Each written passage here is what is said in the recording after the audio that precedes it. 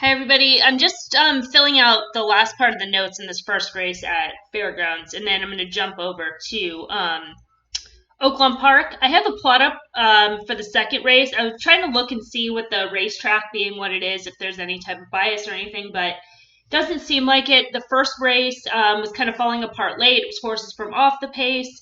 And then in the second race, the 9 ended up winning. It looks kind of like the results that you would guess from the plot.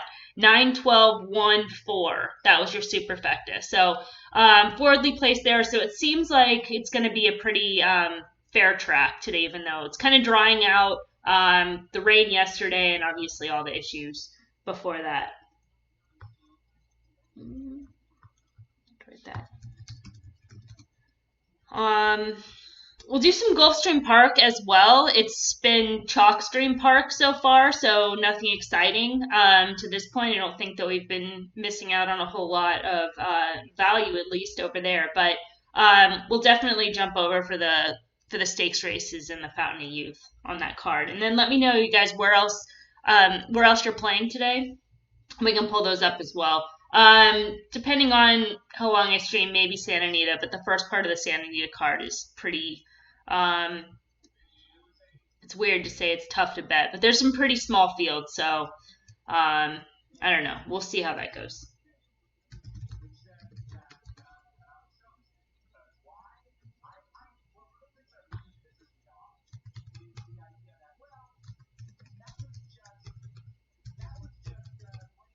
All right.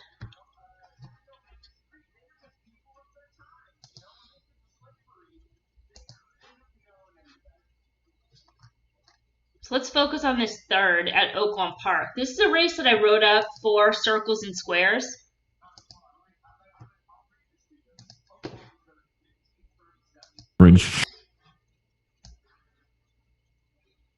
And the current favorite right now, playing Gulfstream in Oaklawn Park today, like the 11th in the upcoming Gulfstream Park 7th. All right, we'll take a look. Let's see what the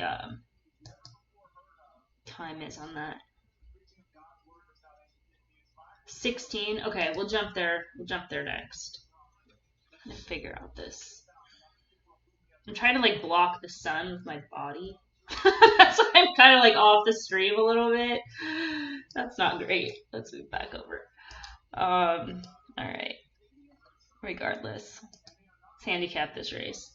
The 10's currently the favorite. As you can see, the plot is up right now for where the 10 is on the plot.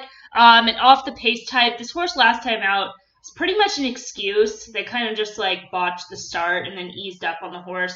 And he looked good that day, just in terms of like fitting for the race, right? For Diodoro. And I'm going to go off memory real quick while this is pulling up. But I believe Diodoro had 2 horses, and I think his other horse won that race. Well, this is being nice and slow to pull up. We're just going to guess that was the case.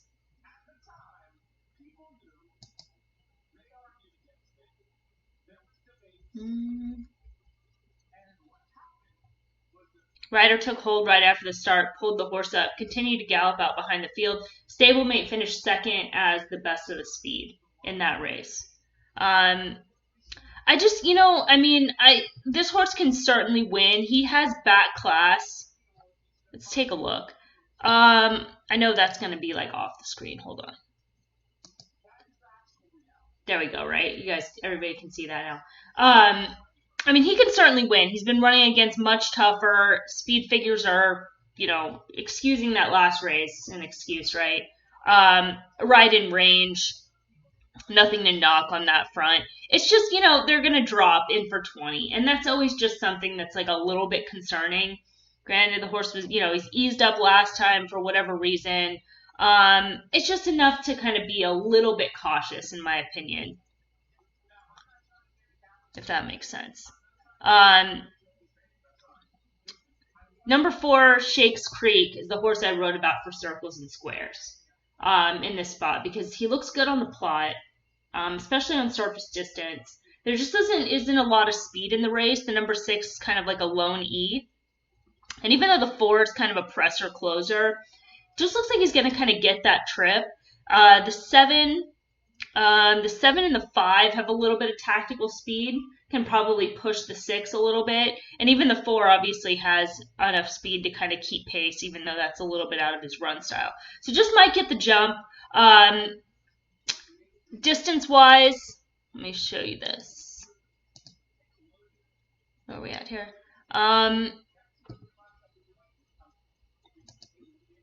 There we go.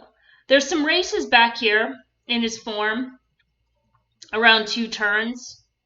One at Oaklawn Park in '86. That was a similar condition last year. A little bit higher purse and claiming tag. And I just think in this spot, coming back after 100 days, that Garcia just is putting this horse where he can win. He's been protected pretty much ever since. He was running here for 32, running for 25. And then they had him protected in all these spots. And I just think it was a little bit too tough. And what that just kind of shows is, especially with the changes in the circuits and everything like that, is that they didn't want to lose the horse. They didn't want to enter the horse for a tag. And they were just trying to maybe just, if we change up the circuit, if we change up the surface, we change up the distance, whatever, maybe that'll be the trick. So he's still running okay. Not quite getting the win. The drop kind of makes sense at the spot. Coming back off the layoff, it just kind of seems that, they've decided to run for a tag. They're going to, commit to, having the horse ready. Front wraps were on, but the horse typically runs in front wraps, so it's a little bit less concerning on that front, just because it's not a real change for the horse.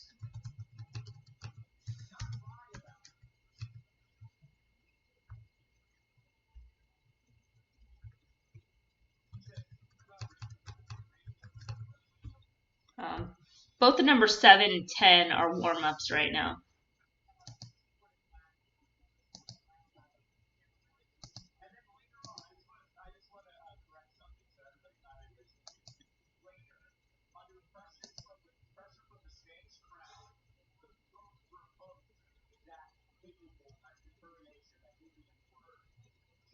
I like it already.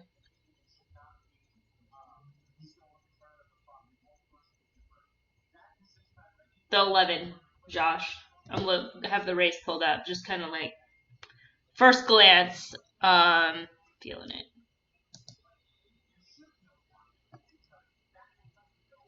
Just want to get a look at the board real quick.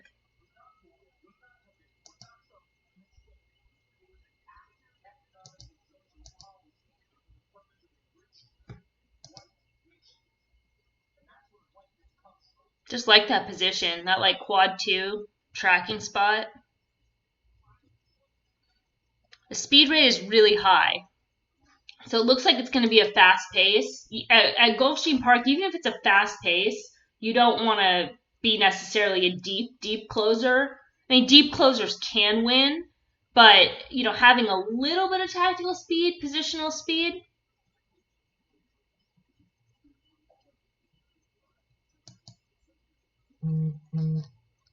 Having some issues pulling up Gulfstream right now. I don't know why. Let me try a different source. Like video feed wise.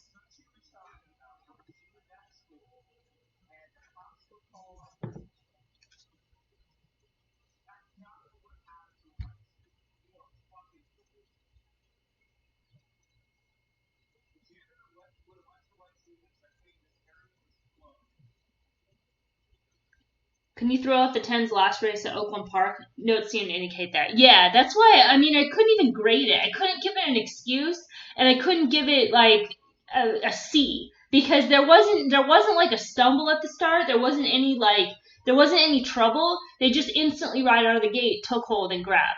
So it's a line through.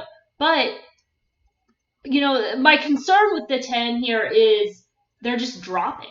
He's been running it tougher. If that race was just kind of like, okay, something didn't go right off the bat, we're protecting the horse, like why wouldn't you try to come back in a similar spot? Because he fit on that day.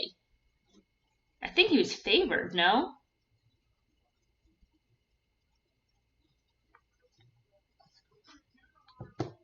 Damn, Ford just got hammered.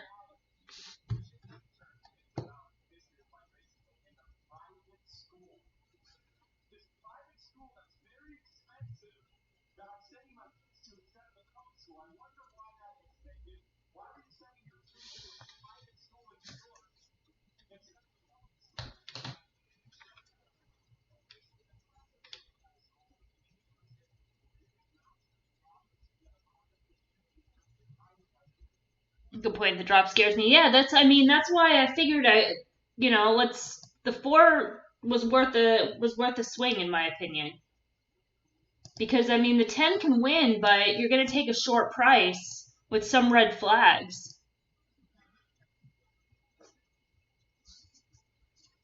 We'll see. I don't know why I can't. Is the Gulfstream Park feed working for you guys? Video?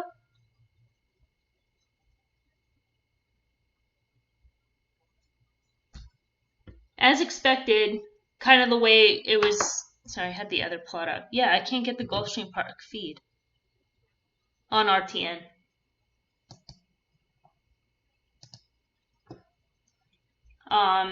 Looks like the way it's set up on the plot.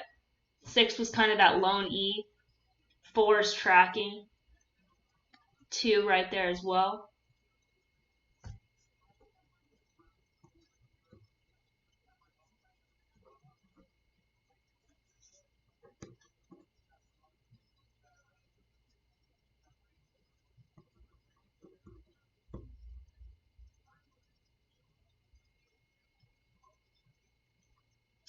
Ten kind of starting to move, so they've been pretty patient on the 4, but starting to kind of get after him, and not much.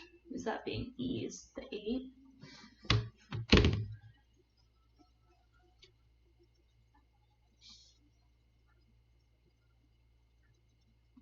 Looks like a 10 with all the momentum on the outside.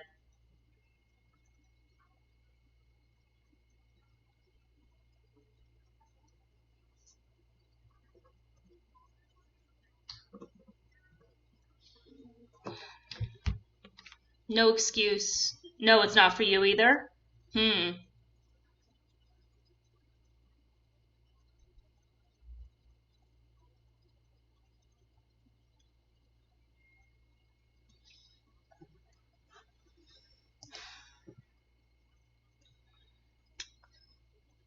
Is Twitter going nuts right now?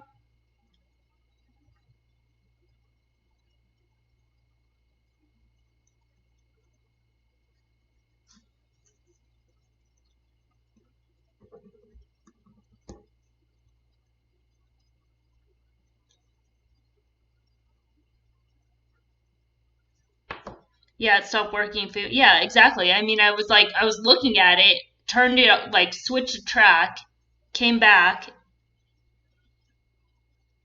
Let's see.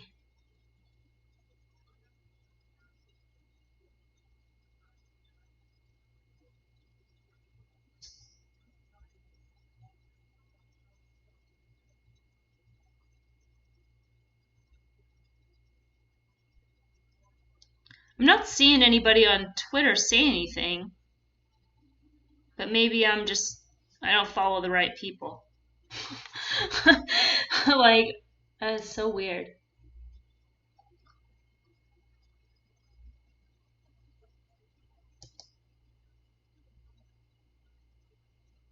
Gulfstream's on TVG.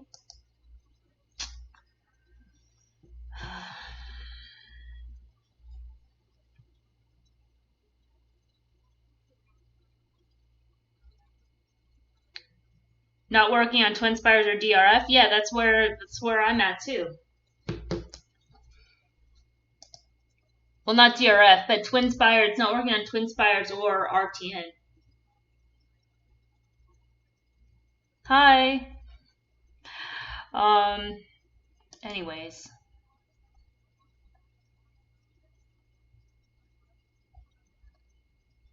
what the heck? We finally get a bettable race and no video. What the hell?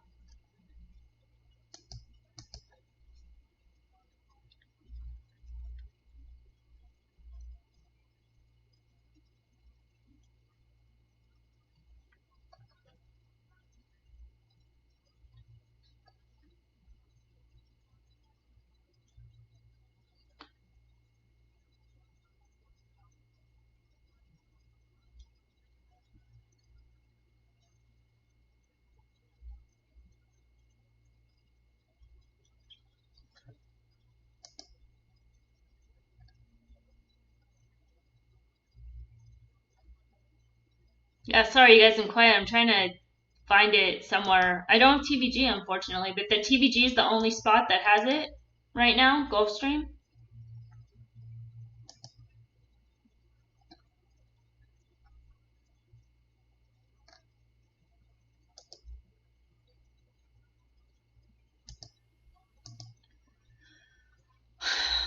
Horse racing has the best technology in the world. Well, I might not be able to watch it, but still playable.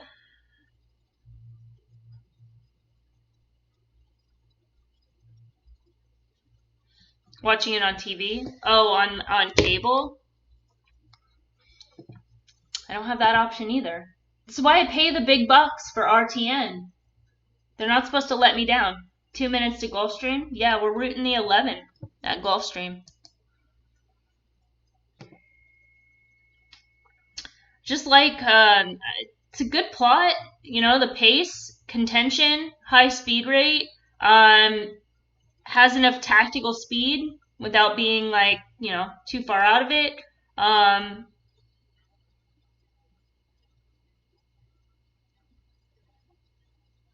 Let's see, who's the favorite right now is the 2. Yeah, the 2 might get cooked. Looks like a regression to me also. A little bit. It's a step up in class. Not really a spot you want to be bet down.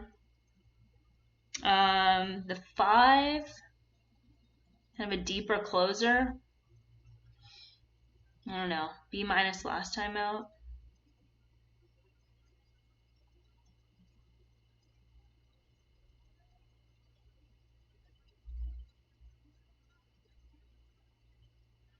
I mean, if you kind of see, they're betting the 2 off the 100 last time out. Surprised the 4's not taking more money. The 4 seems okay to me. Maybe he wants 2 turns. That could be it with the 4. Maybe just needs a little bit more ground than this 1 turn mile. And I mean the 5's running paired up 95s. The 11 ran 94, 95 at Aqueduct and Churchill. Last time out was on the turf. And that was a key race with a wide trip.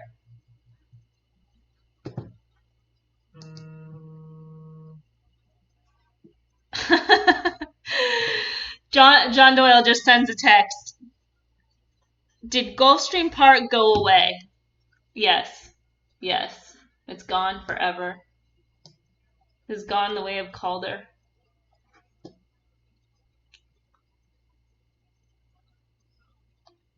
We're so funny when like something's taken away. It's like, give me Gulfstream. I need it right now. Well, I couldn't have cut out when like all that chalk was winning all those races. That would have been a better time for the feed to have cut out.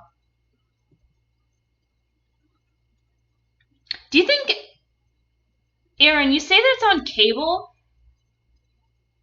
Do you think that that means that they have like one of those weird like licensing things?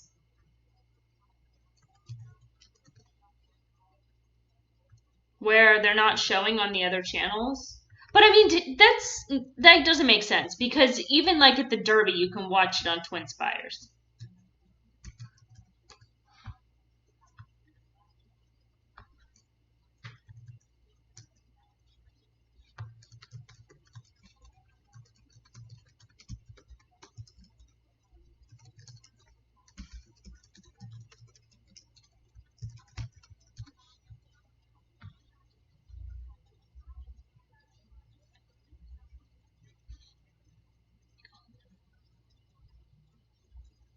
Oh, it just went off now for you as well? Like the signal went off or the race went off?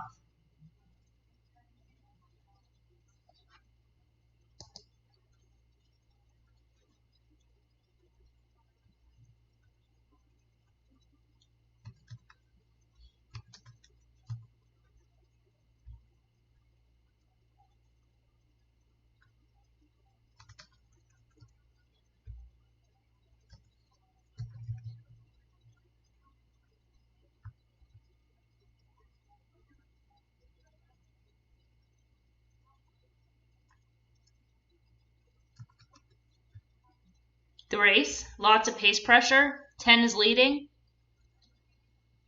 All right, keep up with the calls, you guys. We need you.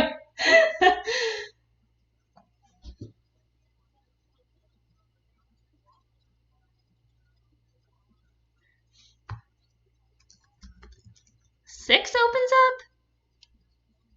Big leader on the turn. Six? Quad four, six? Takes the lead? What the?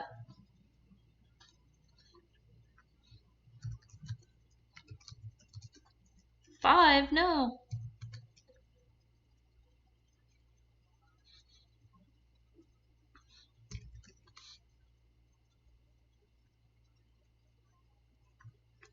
$11 wins? Are you guys joking? 11-5? We won! I'm never watching horse races live ever again. I'm just betting them without watching. Are you guys joking? Yes! Good call! Josh, lots of credit to you. Big pick there. Big pick.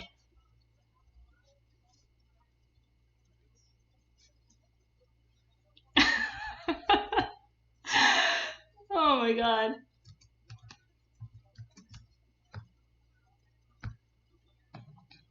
That was fun. 11-5-6-2. Nice. No joke. All right, I believe you. Thank you guys so much for giving the call there. That's awesome. I'll have to check the replay.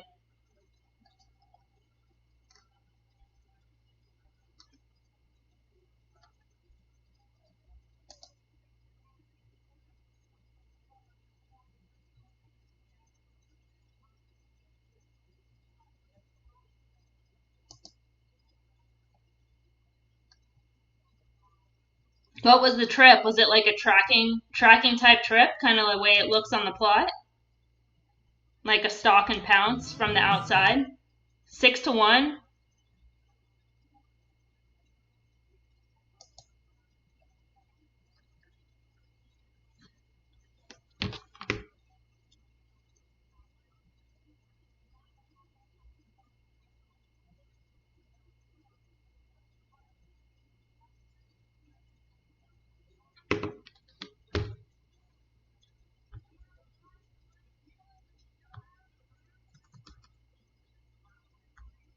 Came from way out of it.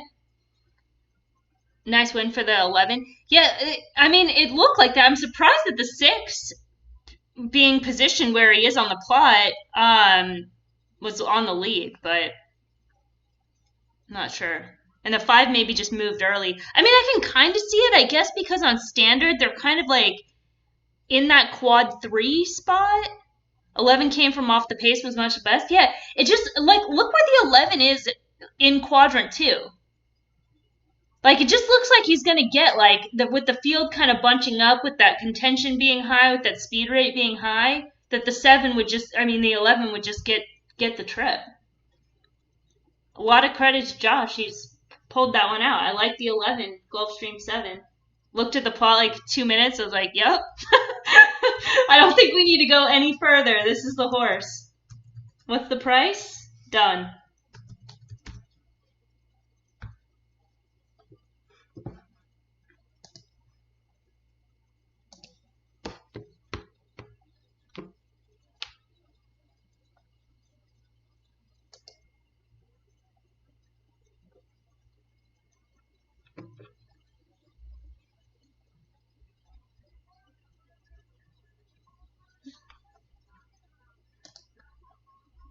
Now I'm like fiending to watch this race. 6-1, yeah, awesome. Surface distance quad look good, yeah. I mean, even standard's fine, because standard, you have the last race. The last race is that turf race, right? And so it's pulling in current form. You can kind of make a little bit of an excuse, right, in being wide. So it wasn't too bad, but I agree. Yeah, the surface distance with the square is strong. Should we do? I don't think we're gonna have time to do fairgrounds. Fuck. Well, yeah, we're running out of time to do fairgrounds because they're walking in the gate. So the horses have reached the starting gate. It is now, like he says. All right, let's go back to Oaklawn until we can get some Gulfstream back.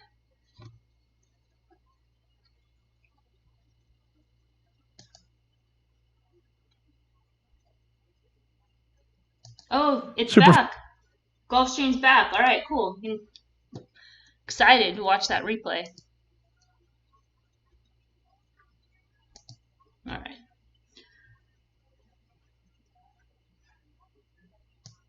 What's that? 9 Aqueduct has a shot. Now I'm afraid to like move off the Gulfstream feed.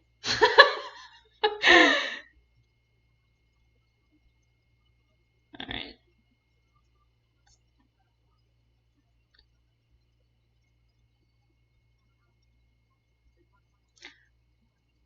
I've learned on this, when I have like multiple streams up, like on this one computer where I have Twitch going, it gets like even really super slow. So having one stream, that's why like typically we can just easily like boom, boom, boom, back and forth. But let's go a different screen here.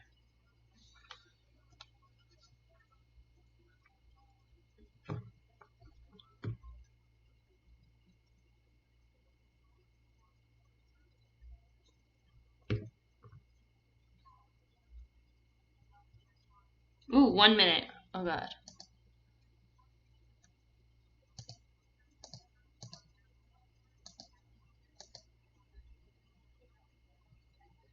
Were we at here? The 9 Aqueducts shot? Yeah, hell yeah, it does.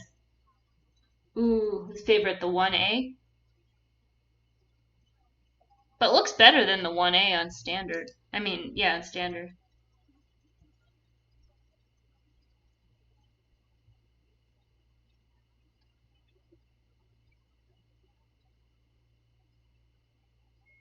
Four to one.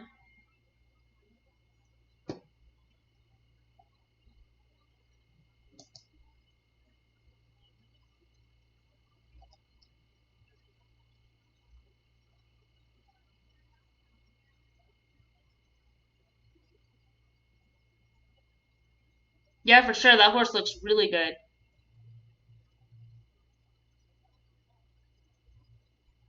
This 7's got good value too, Aaron. Well, what is that class move? It's kind of stepping up. Maybe a little bit light. Maybe more for underneath. Could be like a best of the speed. But yeah, I mean the 1A doesn't scare me with the layoff. I'm watching got the Gulfstream up now. Yeah, that's like such a good race shape for like a closer. And he's not, I mean, not too far out of it.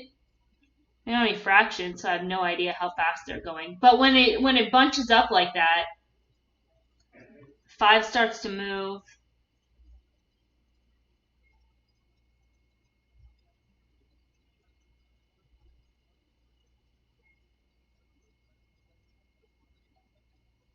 And a negative claim.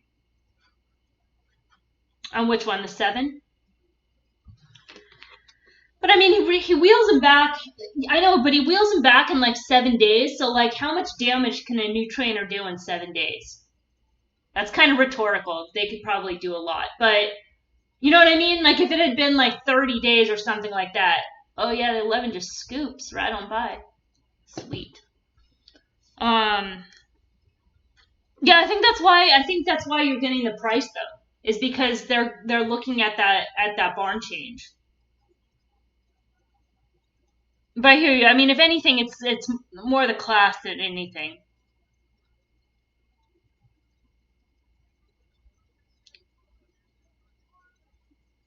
We're saying, oh, this kind of worries me. The rider's name is that guy Worry. It's like not the best name for a jockey, but um,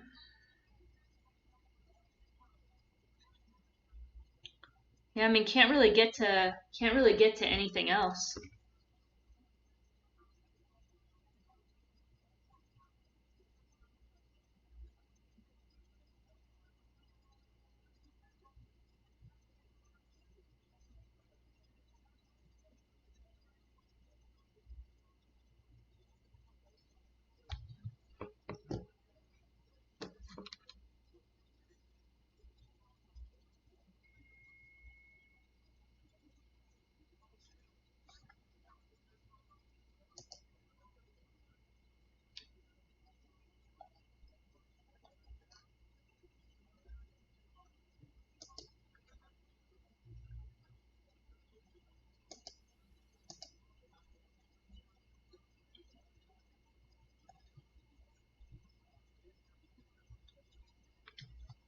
So while they're in the gate at Aqueduct right now, off. Um, let's pull up Oaklawn here. Oaklawn 4. So the number 2 is the horse that I wrote about on Circles and Squares. This horse Handy, which is kind of it was a crazy morning line. I wrote this up like before the morning line, and then when I saw the morning line, like, I mean, if you'll give me 15-1, sure, but it doesn't look like a 15-1 shot. It's currently 4-1. Like, I was thinking more like in the 5 range, so we'll see. But it doesn't concern me that it's like, oh, the horse is getting like heavily bet down. I just think it's a case of like the morning line just being trash.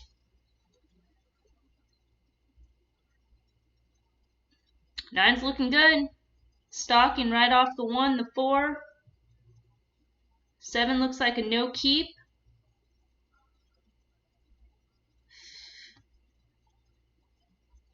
Come on, 9.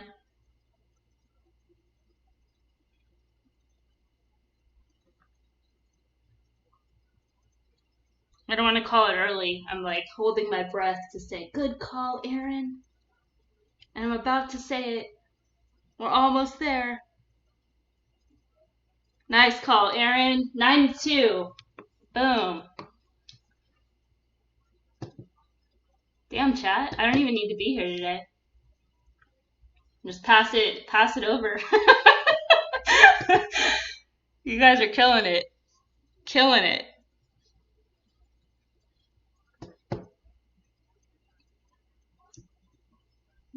Thank you. Yeah, nice. Super sweet pick.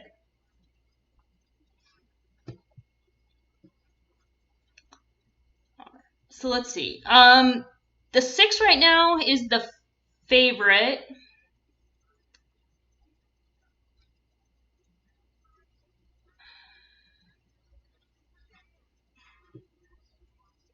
And the 2 is the second choice at 4-1. What's going on with those legs?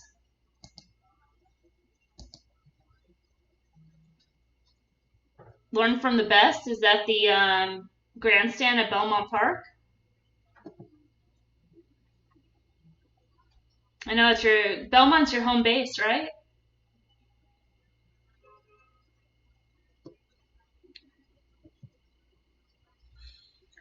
All right, front wraps were on the last 2 times. Having the wraps off on the 2 would have been a little bit better. But this is just annoying the shit out of me. That's a little bit better. So the 6 being favored, no finish on the 4 last time out. Double layoffs line's pretty much a no finish. They're gonna send on the 4. So I mean the 4 being a big circle, it's like they're gonna go to the front and just try to go as far as they can, as fast as they can. Like I said, I mean, I don't think the track profile is necessarily like favoring speed. You know, sometimes those off tracks, some of those off tracks can like favor speed, and maybe that would kind of help in this case. But they're just going to have to try to use that separation, which is going to put 6 probably in a position too, to where the 6 is going to have to might have to just use to push the 4. Optics from you and John and some great New York players. Well, thank you. Thank you. I mean, the 3. How many sprinters in here? The 6 is a sprinter, yeah. So the 6 is a sprinter, so he should probably be in there. The 9 also. I know the 9's down in quadrant 4, but what other choice are they going to have on that horse? It was a closing sprinter last time out. Showed a little bit of speed, a little bit more tactical speed at the route races. He's just not fast.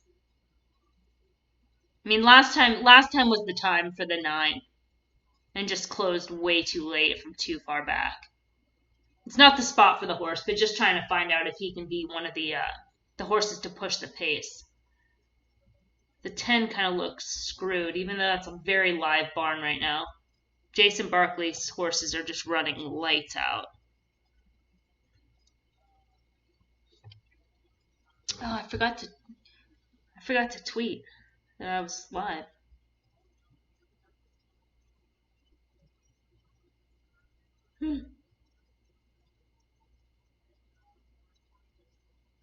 Now I don't know what I'm doing.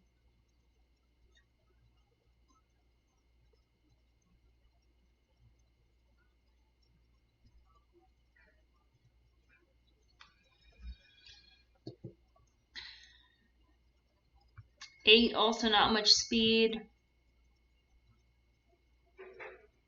7, not much. Amos horses are kind of cold here. Yeah, the 6 is going to be 6 is a really important horse in this race. I don't know how you can bet the 6, honestly. That horse makes 0 sense to me as the favorite. Yeah, well, I shouldn't say 0 cents. But needed a drop last time out. It's a lateral move. Just not a good favorite. Soft favorite, vulnerable favorite.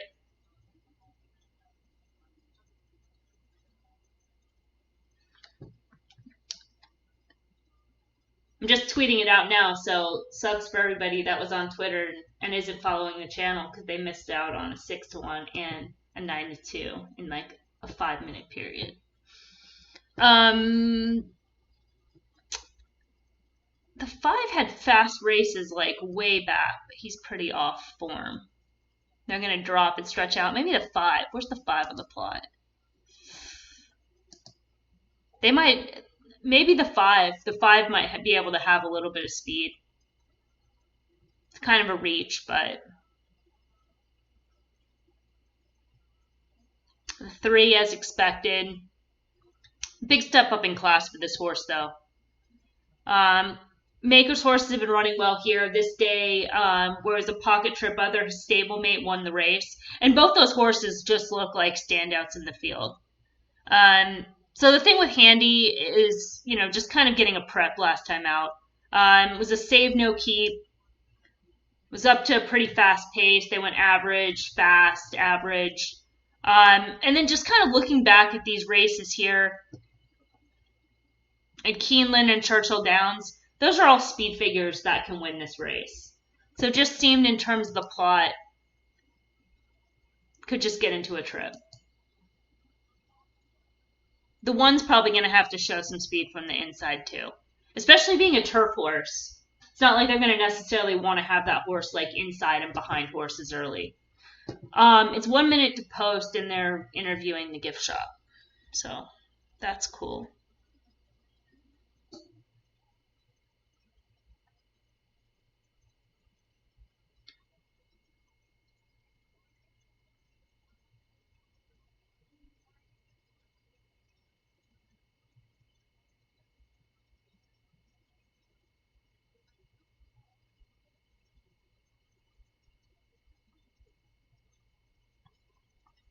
Let's see if we can get John to join us on Twitch.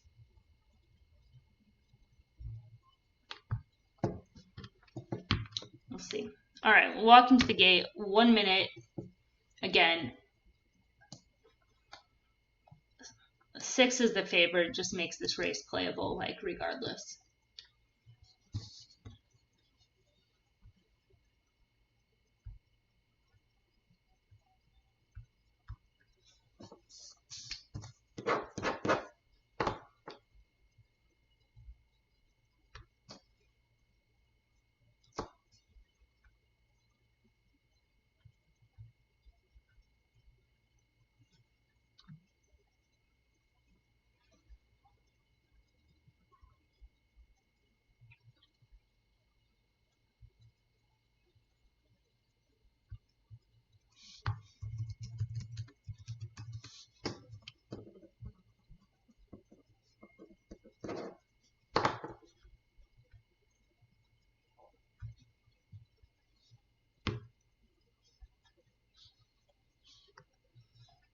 All right. If anyone's playing this Oaklawn Park, let us know who we're rooting for.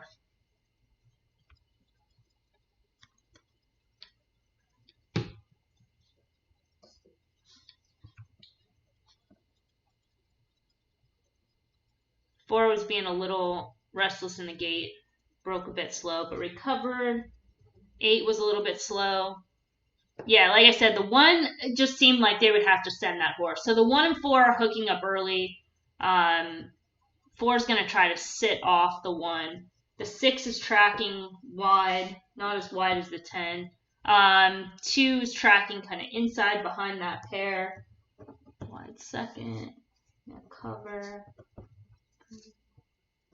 Press. 7 in a little bit of traffic on the inside.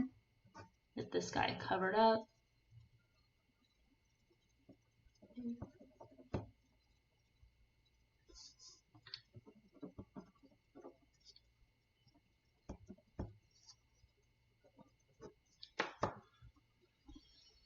Not very fast.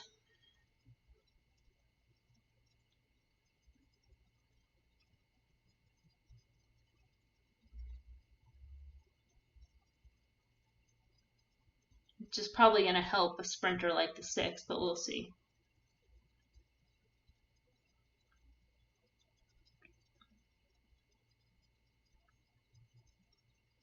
Two might get stuck. Yeah, he got a little stuck. That's a bummer. Gonna have to switch out, but now the 6 has the momentum and the jump. Lame.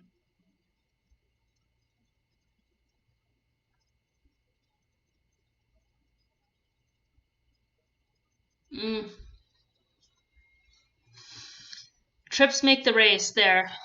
6 got a great ride. I mean, tracking that soft pace and just super smart handling. There. A good run from the 2. I mean, that's as winning of a type effort as possible. If the 2 is able to get through, split those horses. Maybe the rail opens up, something like that around the turn. You know, it's a horse race from there. But that was just, I mean,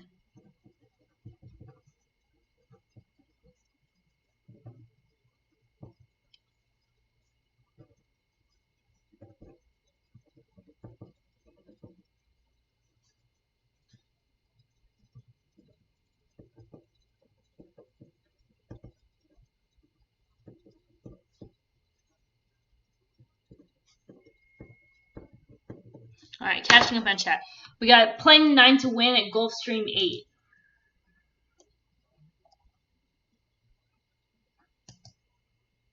Got 5 minutes. Plenty of time. So I expect him to be running. 9 to win, 5 to 1 shot.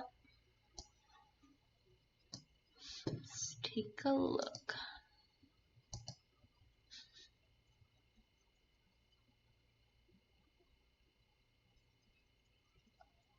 The 5 is warm, but I think the 5 is always warm. We'll have to see. Winter is back. 5 doesn't look great on the plot, I'll tell you that much. I mean, why would the 5 have any of an edge? The 2 looks pretty good.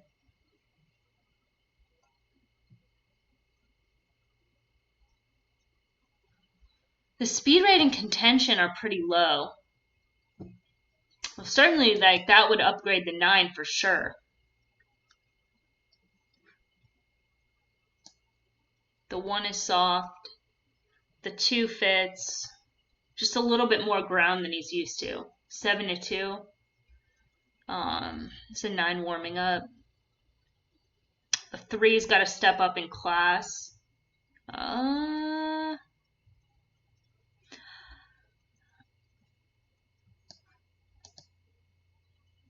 The 3's not impossible.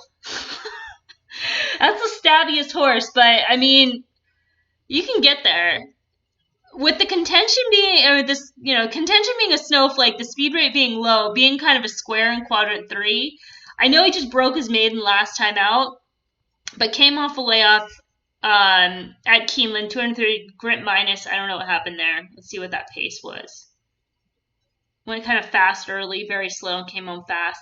Then was no cover, had another, bit of a layoff. A key race here, but he has some races back here that were pretty fast. So it's possible there's a move forward. This is a reach though. This is a jump. It's not impossible.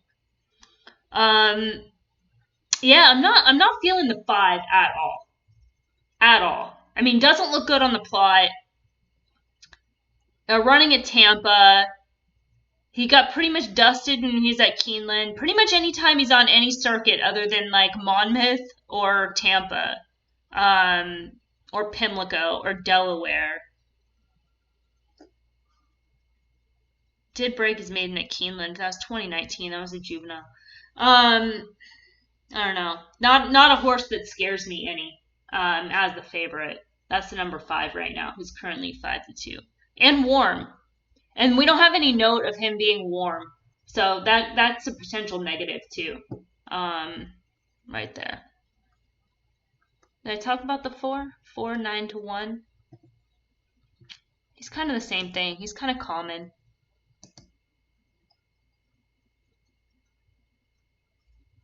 Price is okay. Slow starts on the 6, deep closer. 7's got some class issues. Same thing with the 8. The 8 has some class issues. Second time maker, wide move, close. What was that pace last time out? Close into a slow pace, the 8. That might be a good underneath horse. Is this that same race? Is this that January 23rd race that the 11 just came out of? It is. The 9 and the 2 are coming out of the race that the 11 just won in that last race.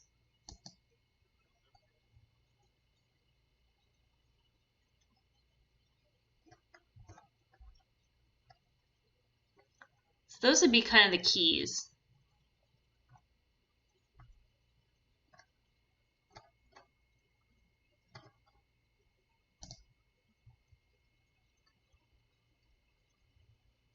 Two, 9, and then like the three and the 8. Can those guys get underneath? Why not, right?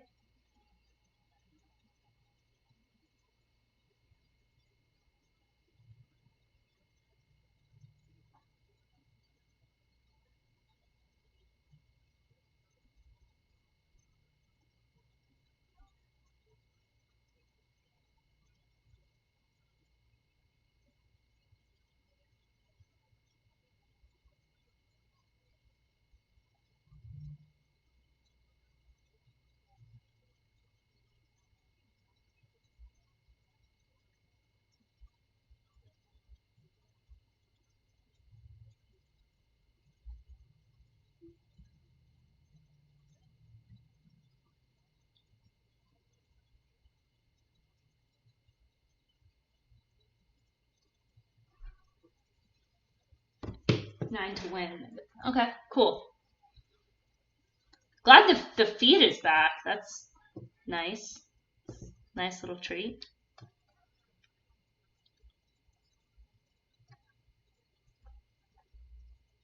Box in the 2, 9 for an exact as well.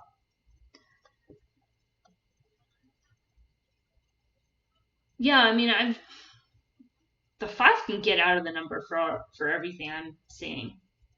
It's not a favorite that looks strong. Or even a horse that looks like he has to hit the board. Especially being warm. Alright, there goes that 9. And the 1. Alright, as expected. The 3 sitting forwardly placed.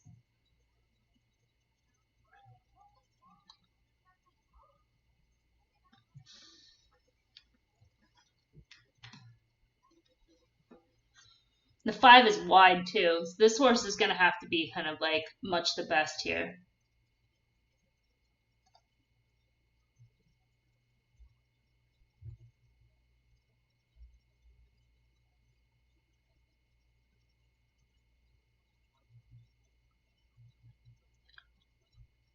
Pace is kind of like pretty much right on with the plot as well.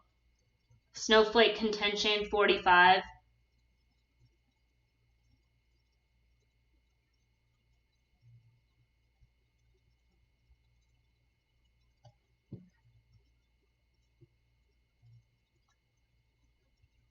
Let's see that square, 9.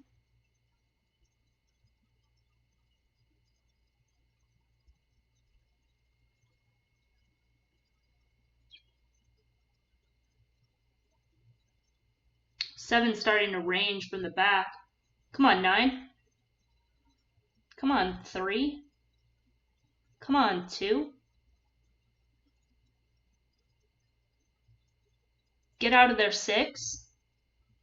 Get out of there, 6. Fuck. So close. So close. Kendrick grabbed as soon as he cleared the rest of the field. Yeah. Ooh, that 6 is a frickin' spoiler, man. It was looking good there. It was looking quite good there for a minute. 2, 3, 9.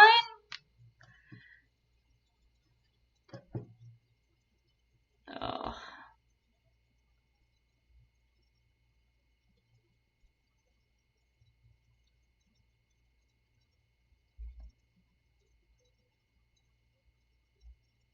Yeah, just lacked finish. Oh well. Good spot. I mean,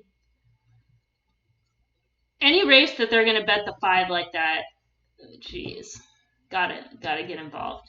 Gotta get involved.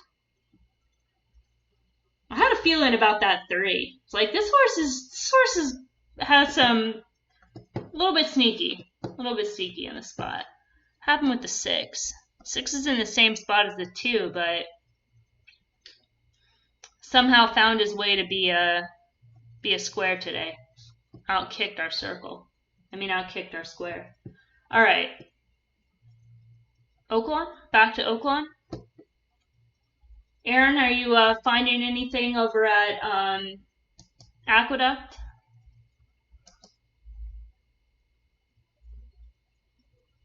Hidden race?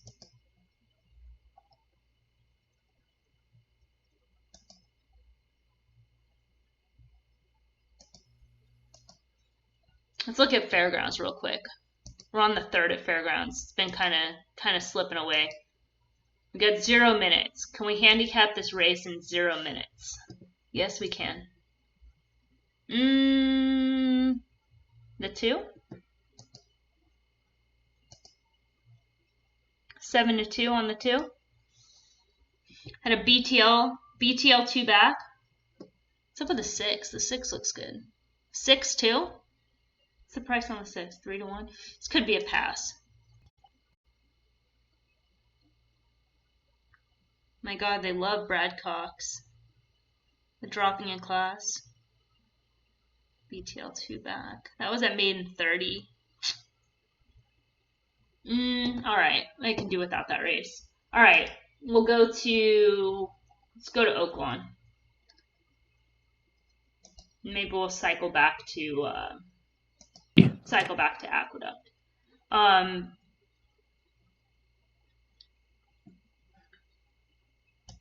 Oops.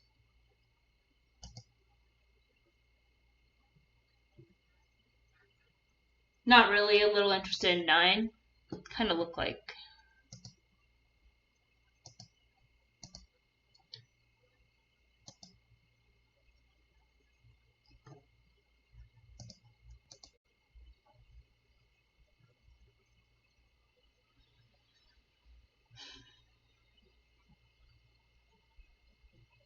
The 7 is the favorite.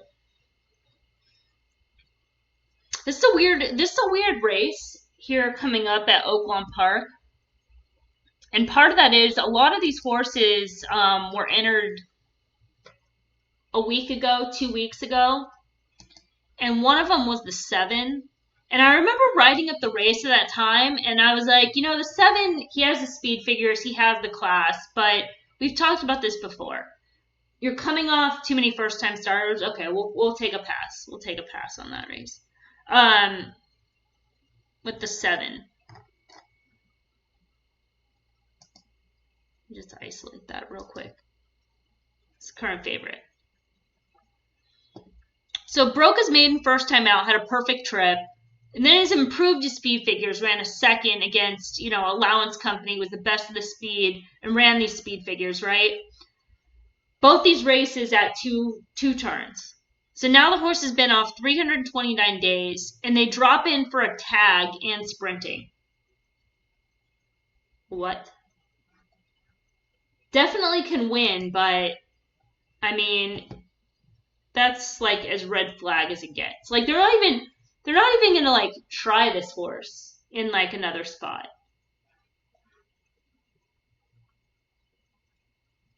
Or at least go 2 turns. It's just weird. And in the race that he was in a couple weeks ago was the same thing. It was the claiming race sprinting. It just looked like too much weird stuff going on. So if he's not in the race, then what?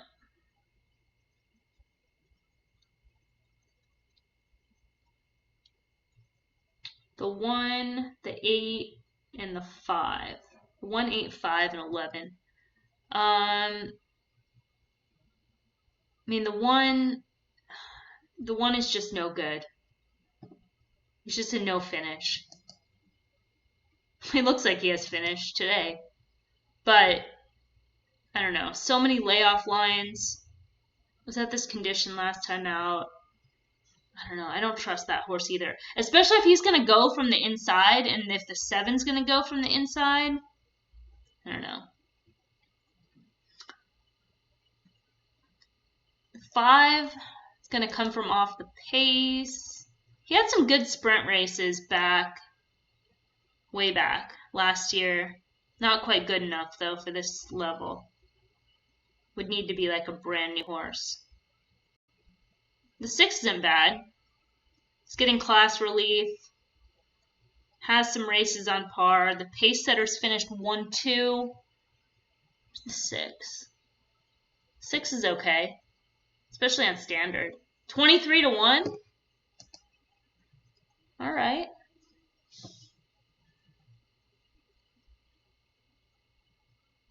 I mean, the 7 we talked about. If he runs back to those races, it's game over. The 8 is first off the claim. They're going to sprint today. Does this horse have sprint speed? Not really. They might try.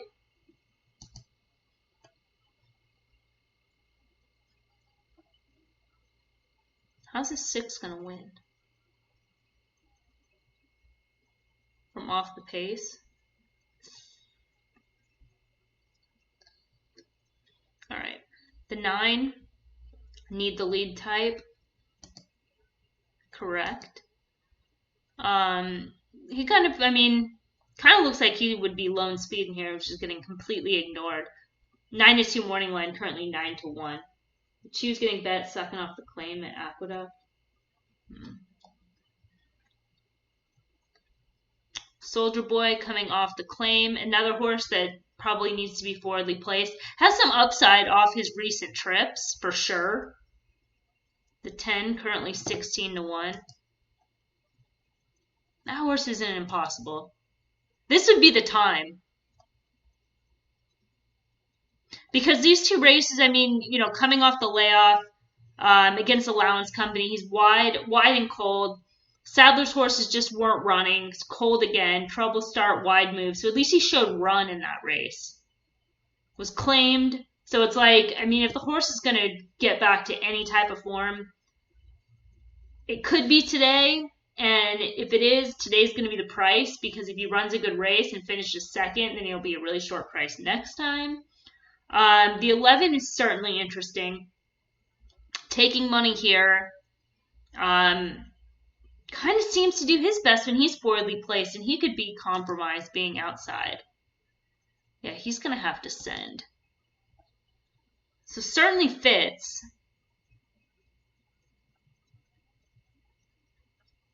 But trip-wise, 8-1. It's kind of fair. B race at this level last time out. 17-1 late move and gain on perfect trip winner. Maybe it just will regress. So he ran a top. Could be a regress. 6-year-old gelding coming off a layoff. Har, who rode last time, is on that other horse, that 6, that bomb. That's interesting. All right, the 13, it's a stretch, so plotty. I don't know, I'm kind of feeling that 6, just to take a stab. Even maybe 7. I don't want to use a 7.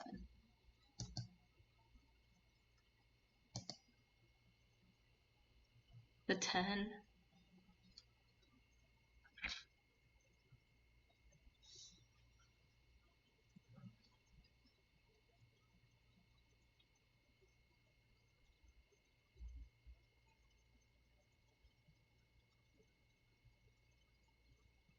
It's basically like this race is like there's one horse to beat, which is the 7.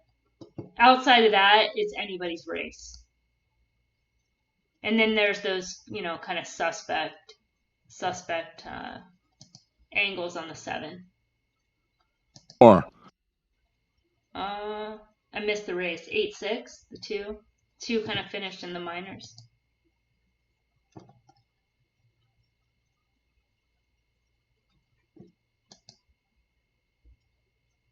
pick 3.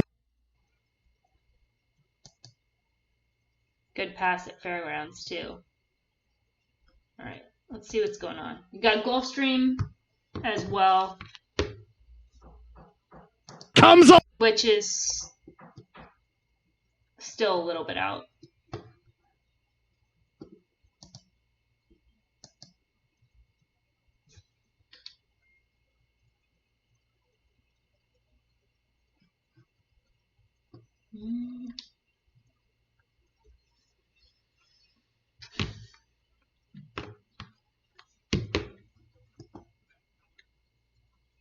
First time starter. Yeah, that was worth passing. I mean, just too much work. Let's see. The 4 is favored. The 4 looks fine. I mean, not exciting, but can 7 just wire this field? 7 could wire this field. 7 could definitely wire this field. I see it. I see it. All right. The race to key off of is 2 back. Passing race 9 at Gulfstream. Why? We got the 7 here, 16-1. Look at it on the plot. Lone speed. I didn't even see those odds when I was looking at this horse. But looks like lone speed. I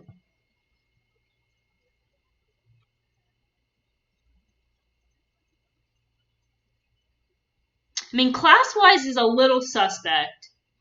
But he's been ex-flow. He was against the flow of the Salvatore Mile at Monmouth. That's 2 turns. And then here in the Mr. Prospector, this is the race I was saying to key off of. It's a B. Even though he ran 4th, it was a B race. Ex-flow lone. And then last time out, they broke slow. Reyes is back aboard. I mean, this horse is fast as hell. Like, I thought the 4 was going to be too strong for everybody. Let's find out. Back on race 9, yeah. I mean, this horse is a stab, but he's going to be out in front and could just be clear. I mean, he's got like one way to go.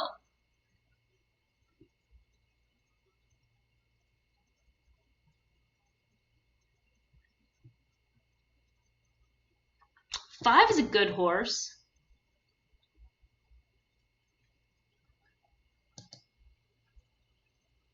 But I mean, look at that. Like the 5, I mean, that's a tough trip.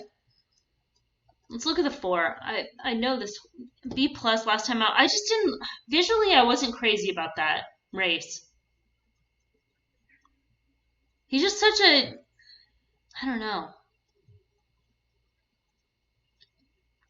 For how much, these B pluses, these high optics figures, the wins, excuse the sloppy track, whatever, slow start. You'd think he'd look a hell of a lot better on the plot than that. Can the 7 wire Gulfstream 9? That's what we're saying right now. I don't know. I'm about willing to find out right now. It's 17-1. Yeah, I mean the 4 could certainly win. He might just, he's classy enough, he's fast enough, he's in position, he just sits behind the 7 and gets first run. If the 7 comes back to the field, the 4 is right there. I mean the 5 has the quality, but this one turn, although he does have races at Gulfstream Park where he's forwardly placed. That's the only thing that's kind of weird. But again, he's coming off a layoff. It's just, Pletcher horses off the layoff can be kind of hit or miss. I have a Jedi is just cool as hell. But does, break slow quite a bit, but just like as honest of a horse. He's always been. You can go back to his early days where he's just like, still slow, but he was always closing. Fat Man doesn't have much speed either. So yeah, I mean, 4 is way over bet. Yeah. I mean, yeah, it certainly, it makes sense for the 4. He's got the recent wins, he's got the speed figures, but just, visually last time out, I don't know. I'm not going to disagree with the B+, but I just thought for as nice of a trip as the 4 had last time out, this is kind of an average performer.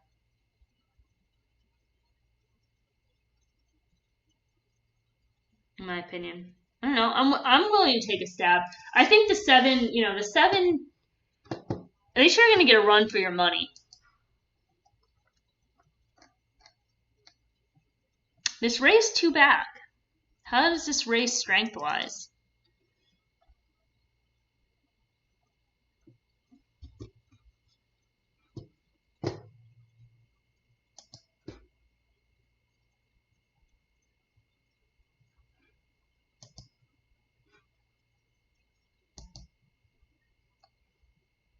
I'm just looking to see how the horse is that ran in that race. When was that? What's the date of that? 12/19. Might need to go. Might need to go.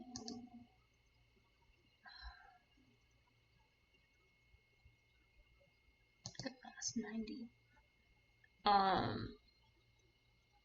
Cool Arrow kind of regressed. A lot of horses backed up out of that race. That's our horse right there, right?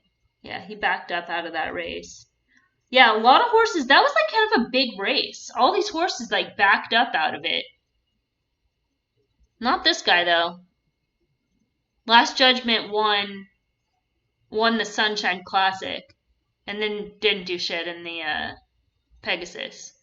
Diamond Oops. I know Diamond Oops is good. Sleepy Eyes Todd won that race. He's good. They just keep running him in like really tough spots. Forense Fire. He's solid.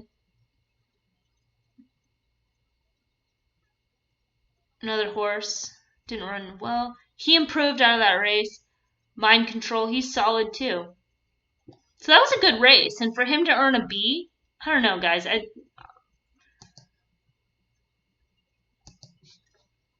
An overlay on the lone speed. All right. Let's see what's up with Oaklawn. We got 13 minutes there. Keep checking in. We got to get a price, but definitely seems like the playable horse in there in terms of value. The horses Jonas, are at the gate. I agree with that completely. I completely agree with that. It was a good race, but just like visually, it wasn't as strong as it looked.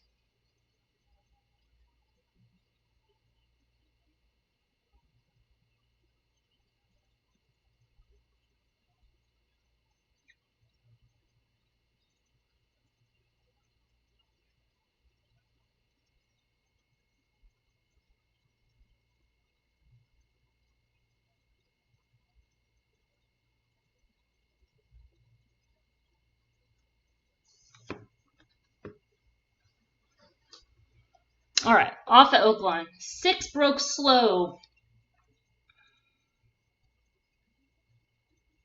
9 is out there. Let me pull up that just so we have that plot. Yeah, the 9 looked like that lone speed. 10 showing a little bit more speed today.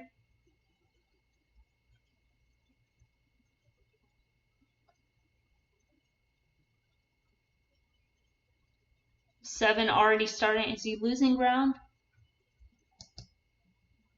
Could be. 10 starting to move.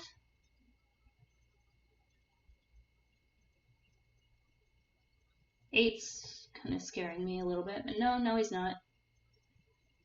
Come on, soldier boy.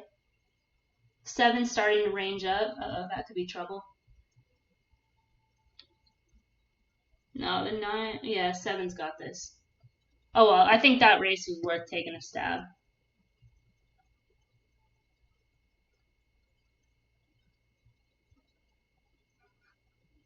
Too much speed, too much class. Even through all the red flags. No big deal. All right. Let's see. We got keep an eye on Gulfstream. We're still 10 minutes out there. Aqueduct 6 and Fairgrounds 4. Let's look at Fairgrounds. I feel like it's been neglected a little bit. Cool Dirt 34, thank you for the follow, by the way. I heard the alert and was just like in the middle of all that. So thank you for the follow. Keep having to like, there we go. It's like this fine line of like being in frame and then blocking that, the sun coming through the window. All right. The 4th race, maiden claiming race at Fairgrounds. It's a contentious quadrant 1, but not a fast pace. These are maidens, though.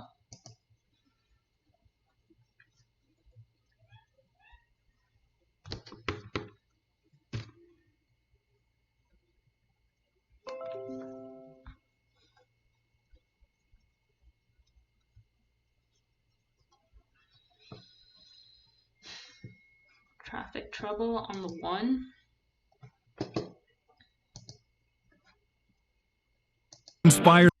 The one looks fine right away on the plot. Had trouble in traffic last time out. It's currently 7-2. Who's the favorite right now? The 7? Let's start there. A first-time starter. First-time starter that's getting bet down. This isn't the worst spot to take a first-time starter, so that could be telling. And then the 1 is the second choice. The 2 is the second choice. I don't care about the 2 so much. 2 is fine, actually. Yeah, let's pass. All right. Pass to Aqueduct 6.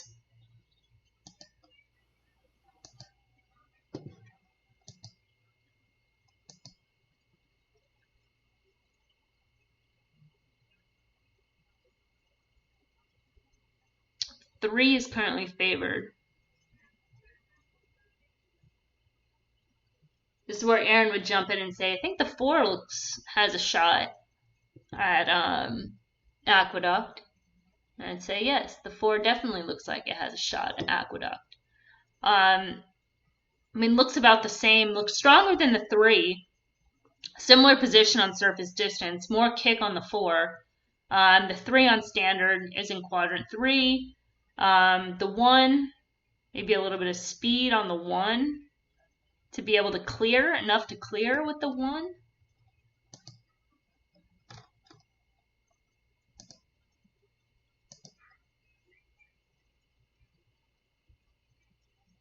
One 4, easy lead, press, dual other.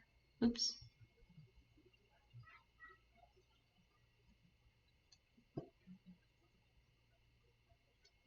Looking at the wrong horse. Okay.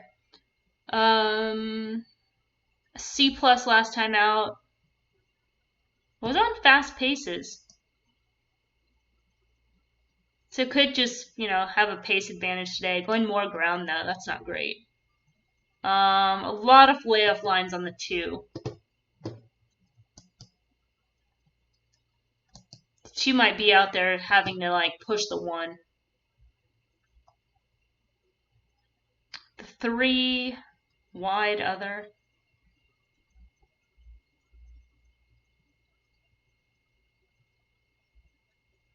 Was a little bit against the bias last time out. So maybe that's why the 3 is favored, because people just because it's the trainer. Yeah. No, I know. It is a little bit of a liability. But I think that's probably why the 3 is getting bet. People love biases. But I mean, the 4 is informed, but you're just right. I mean, it's just in terms of value on the trainer. What about the 5? Maybe 5 can kind of get a trip. If all these guys kind of hook up.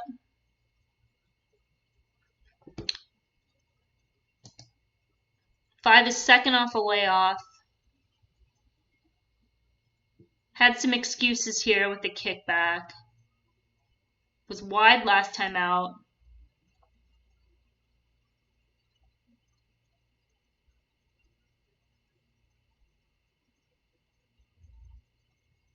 I mean, outside of the Saratoga races, he's just a little bit slow.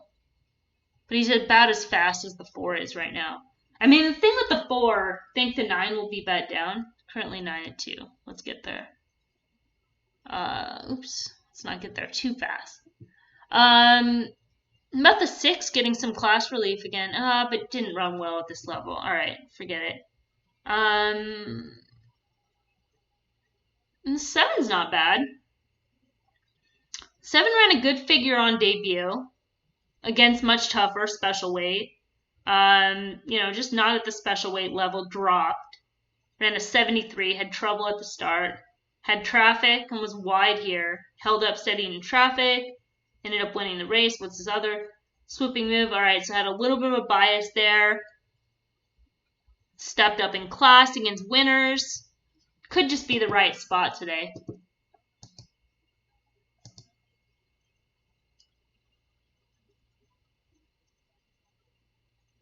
$8-1. All right, and then the 9.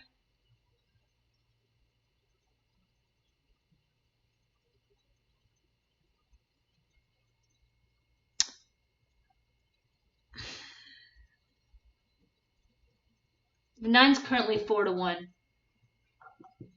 Hi, John.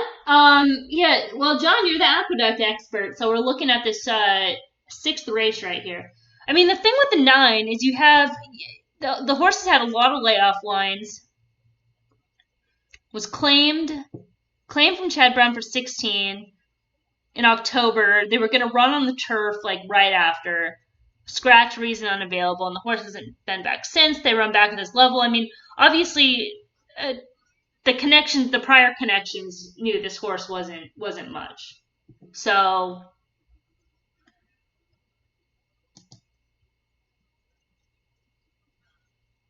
I mean, especially if the 9 from the outside kind of has to get hooked up with this flight,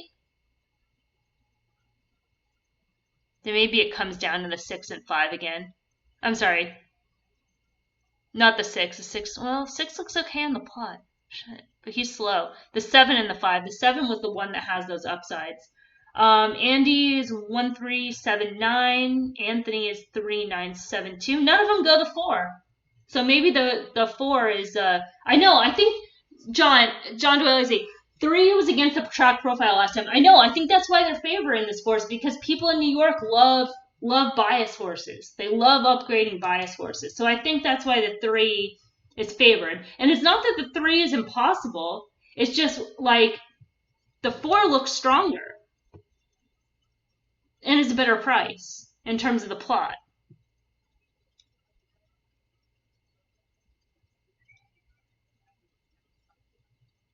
I would not take less than 5-1 this race. Yeah, I 100% agree with that.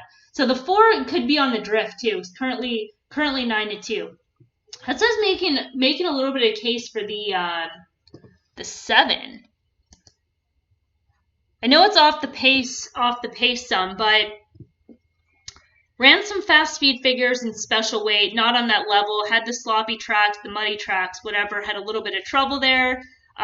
Broke the maiden. I know you wrote like had a wide sweeping trip, which was favorable, so it's a little bit biased. But then just last time out, I mean, you can kind of excuse it. They're going 9 furlongs, first start against winners. It's a higher claiming level. Optics figure range is much higher than it is today. 74, 73, 78, pretty much fit with this field.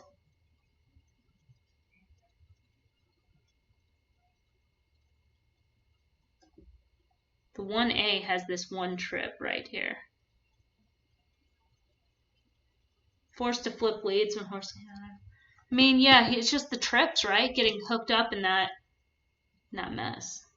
Andy has the 1 on top. Oh, that's an interesting race. Let's check back on that. We've got 9 minutes there. Go back to Gulfstream, where we're gonna try to see the 7 wire to wire. One here at Gulf. Let's get the plot up.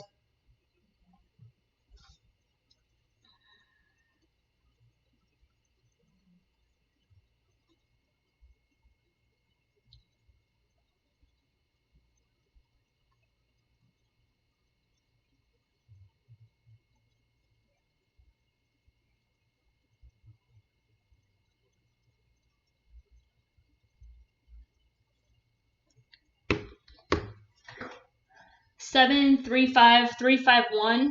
I don't think that's crazy. I mean, you're tossing the 4. The race changed with the scratches, but still think 7 is cheap and going 1-4-6 and pick 6. Yeah, I mean that's the thing. That's the thing with the 7 is it's definitely stabby. He could be too cheap. It just could have that pace advantage, and we're keying off that race 2 back, where it was a B with an X-Flow alone. And then that race, a lot of horses from that race regressed, that like ran well, regressed in their next start, and then improved. So, and that race had some quality to it, that grade 3 Mr. Prospector. So, and then just a slow start last time out. I mean, whatever. Comes back in 2 weeks. Maybe. 146. All right, they're off.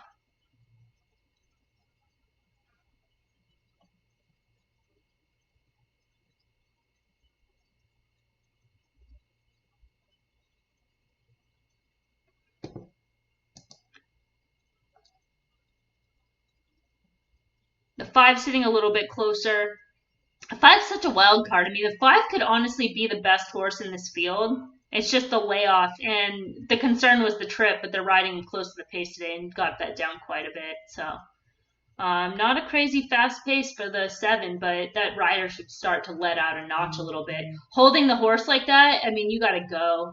You got to go on this long shot on the front end. I know you want to save some energy, but don't let those guys get too close to you. There we go. Opened it up a little bit.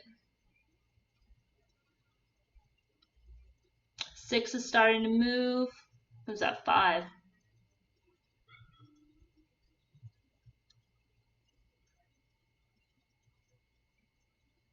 Nothing from 7, no keep.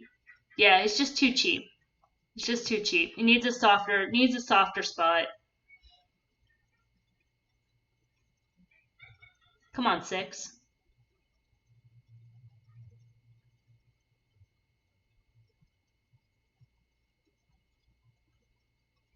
Come on, 6. Get by this Pletcher horse.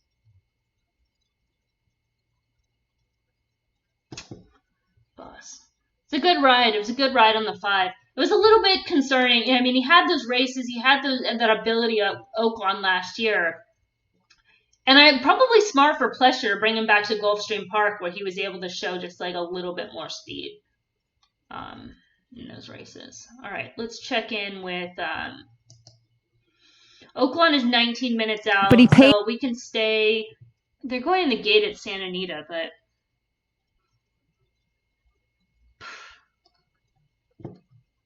Santa Anita, 6 horses. Brutal. All right, Aqueduct 7 minutes. Fairgrounds was a pass. I think Fairgrounds we decided was a pass, right? Just not enough value in that race. With the first time starter that was taking a bunch of money, and then the 1 and the 2 as alternatives. Yeah, Fairgrounds is a pass. We'll keep an eye on Aqueduct. The 4 is up to 5-1. The 1 is currently 9-2. The 3 is still holding strong. The 9 is starting to take money. The 7's coming down a little bit. 7's at 6 right now.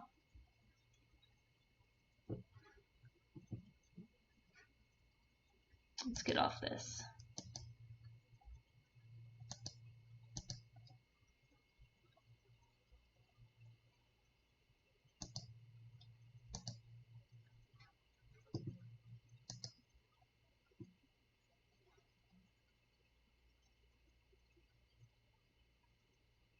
This is like as most red plot fit as you will ever see.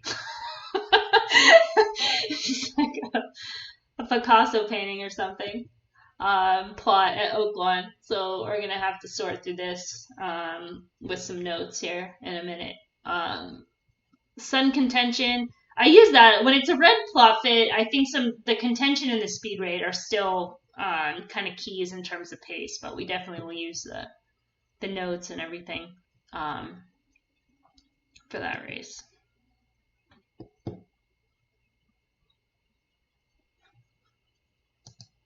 Let's just see real quick where the wagering is at Oaklawn Park. We'll have that be the guide as well. Currently, the 4 is favored for Maker, the 4 and the 5. So just keeping in mind, the red plot fit, because none of those horses look super strong. The 5's getting extremely bet down, 15-1 morning line. But we saw that earlier with, just being a bad morning line, which seems like the case here. And then the 10 is 9-2, 12 and the 14. It's all right. We'll have plenty of time. We got 15 minutes there, so let's focus on Aqueduct. 5 has value, has the ability to close into slow paces, use and spread. 9 warming up right now. 9's a gorgeous horse, but maybe just can't run. So let's take a look at that.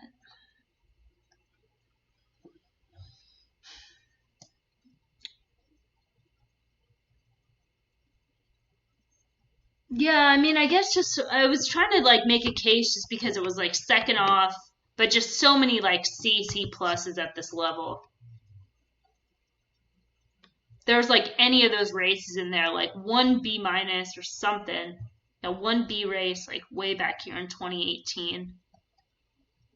And then these 2 races, these 81s, they're both at Saratoga.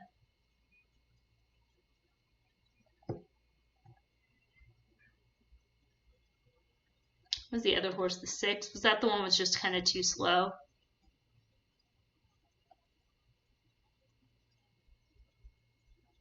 Yeah, it's kind of the same problem. It's just too many C pluses. That race isn't bad, but that's a flow. The 7 is like the least exposed horse in the field.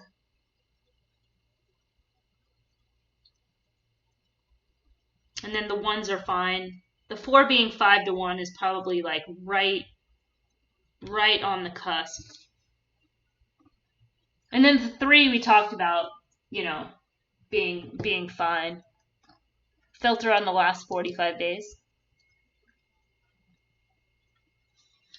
Yeah, I mean, when you do that, the 4 just jumps like straight out.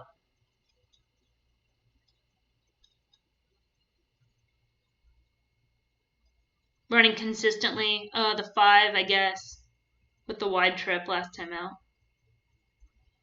Aqueduct, the 4 has a square in quad 1. Yeah, that's been the advantage on this course, right, Aaron? That's what you were saying. Shows how bad the field is, indeed. And to your point earlier, shows how bad the field is, but why you wouldn't want to take less than 5-1. Like, you don't want to take a short price. I mean, there's nothing, the 3 obviously, has that upgrade, has the B-2 back at this level, 3rd start off the layoff, against the bias last time out. So there's those positives, but still, nothing like overly strong to support a short price when a lot of these horses could step up. Value 4, 5, 7. I think so. I mean, maybe even the 1 at this point at 4-1.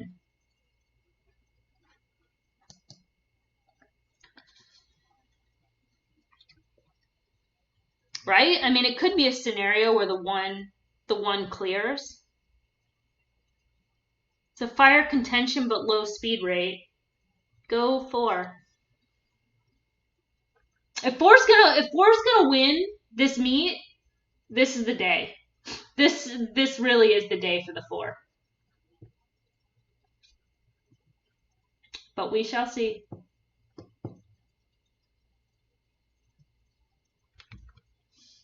This race gives me a headache. I know. I just want him to go. Just like get in the gate, run the race, and then we can figure out what the hell to do with these horses.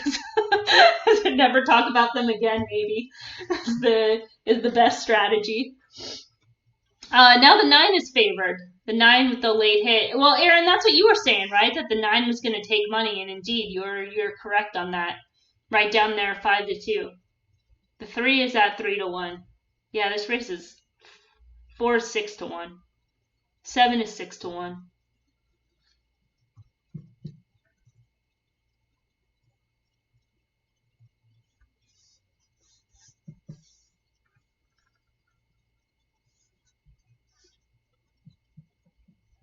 I know this race gives me more of a headache than that red plot that we're about to tear apart at Oaklawn. This race is somehow crazier.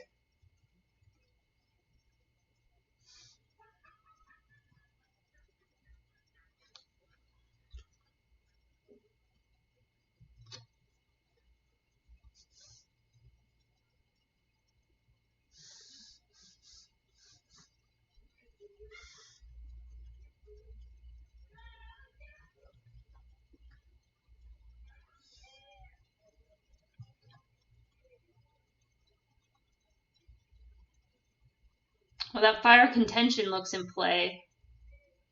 Because the one got hard sent out of there. But also the 4, the 1A, and the 2 were all kind of pushed out there as well. The 3 is being like ridden along to kind of keep up. And the 7 is like stalking wide on the outside. Good price on the 7 when it was all done. Got 11. 5 covered up. 9 saving ground. 6 off the pace.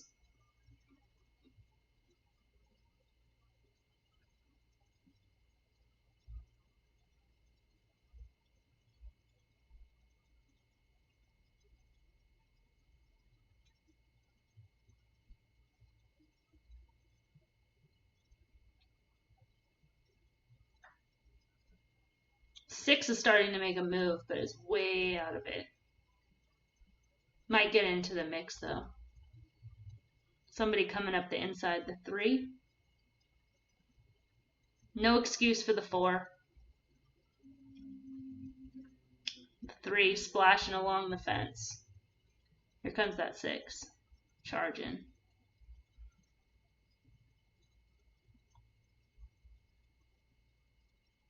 All right. I feel we can move on from this race. Does everyone agree? Let's go to Oaklawn Park. Deal with that craziness there.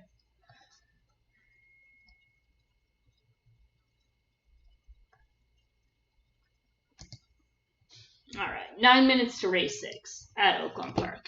Get out of here, Aqueduct 6. We never want to see you again. All right. Yeah, 8 minutes. The 4 is still favored. Let's pull up the grid.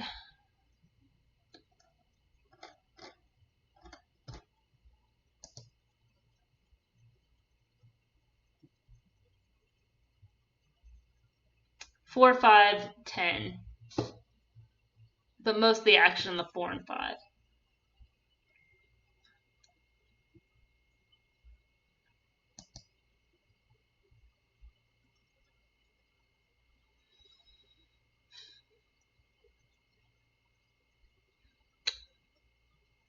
I mean, the 4 is fine.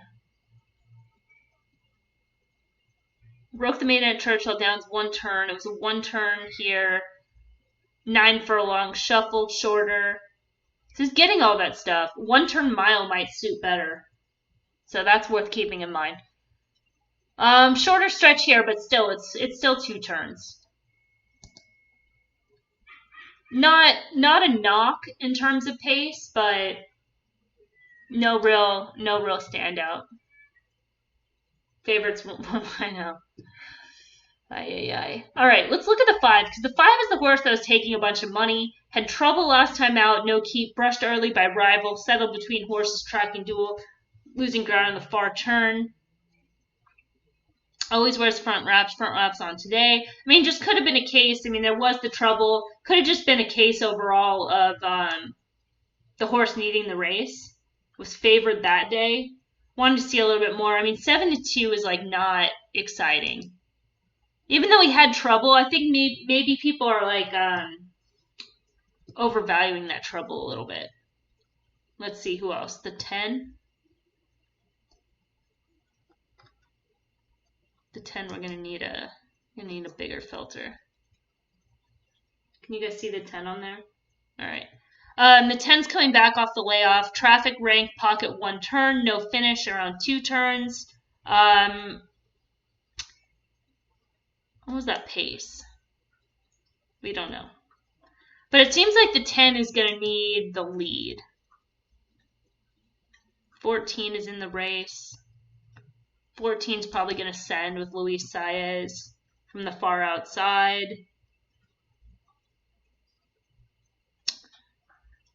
What's up with this horse? The 13, the other Steve Asmussen horse. Another one that wants to be forwardly placed. Let's see who else. The 12, it's a little bit soft just in terms of class. 1 last time out was closing. Inside out trip, closing for the win. Yeah, not going to be able to save ground today. If he does save ground, he's going to have to drop like way, way back. Yeah, he's in quadrant 4. That's kind of a tough trip. The 11 I thought was interesting. Looks good on the plot. It's almost like that 11 horse at Gulfstream earlier. We kind of have that contention. He kind of sits a little bit separated in quadrant 2. We'll look at the 6 also, because 6 might get the same trip. But with 11, let me just make sure that's on the screen. Ran well here last year. Wide move, extra wide, was wide. Had some traffic, not a great trip in the Indiana Derby. Made a move last time out of C+, so it could just be like a second off type. Currently 31-1. Was up somewhat close to a fast pace. Not an impossible horse. Has optics figures on par. Grades are a little bit soft, but most of those are from his 3-year-old season, so could have some upside on that front too. Second start as a 4-year-old. Oh, stretching out too. This was the key. So last time out, coming off the layoff, 206-day layoff. This is a horse that's a 2-turn horse. They ran him at 6, so it just kind of looked like a prep that day. And now going 2 turns. So it seems like the 11 would be sitting on an improved race. Currently 31-1. We'll look at the 6 as well. The 6 kind of has that same thing, just in terms of has a little bit of trips. Clear this out real quick. Has some trips, is returning here as a 4-year-old, coming off the layoff. 2 is a little soft. It's a little bit on the softer side, but again, I mean, this is a juvenile figure of an 84. As a 3-year-old, it's kind of more, he's kind of second off type. Trouble start, free, no keep. Sorry, I'm looking at the wrong horse all of a sudden. Still a little bit soft. Here we go. Coming back off the layoff. So juvenile figure, Fairgrounds, Oaklawn Park, made a wide move in the Rebel. Not the best trip in the Oaklawn Stakes, made early inside move and has been off since. So maybe some upside could be projected. Plot is okay. Anybody else I'm missing in this race? I know the 2 and the 3 look like good on the plot, but class-wise, I mean, Mahoning Valley, I don't know. I just feel like those races are a little bit overrated. In terms of class, I mean, a starter allowance $5,000 is not an $88,000 race, right? Starter allowance $5,000 at Mahoning is not an $88,000 race. I think we can all agree on that. Uphold is coming out of those Indiana Grand races, just a little bit below in those. 5 we talked about. 7 a little bit below. 9 a little bit below. 10 possible, but it has that 1 turn. Let's look at the 13.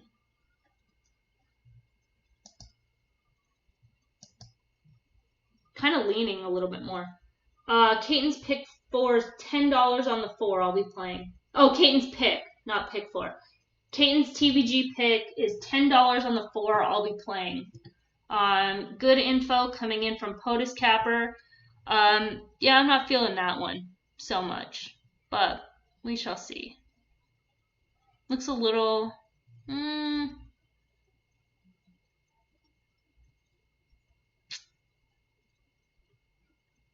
It's not impossible. These are some decent races. Almost perfect. The 88s as a 3-year-old. And then these are both 1-turn races.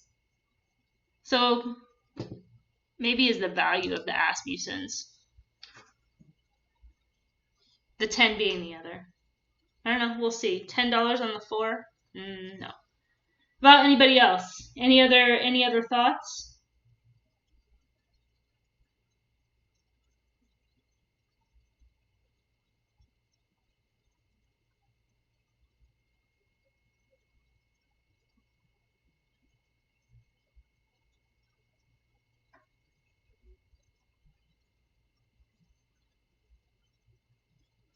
I mean, again, the 4 and the 5 are fine, but there's just nothing that like kind of just stands out. I just feel like people are gravitating there.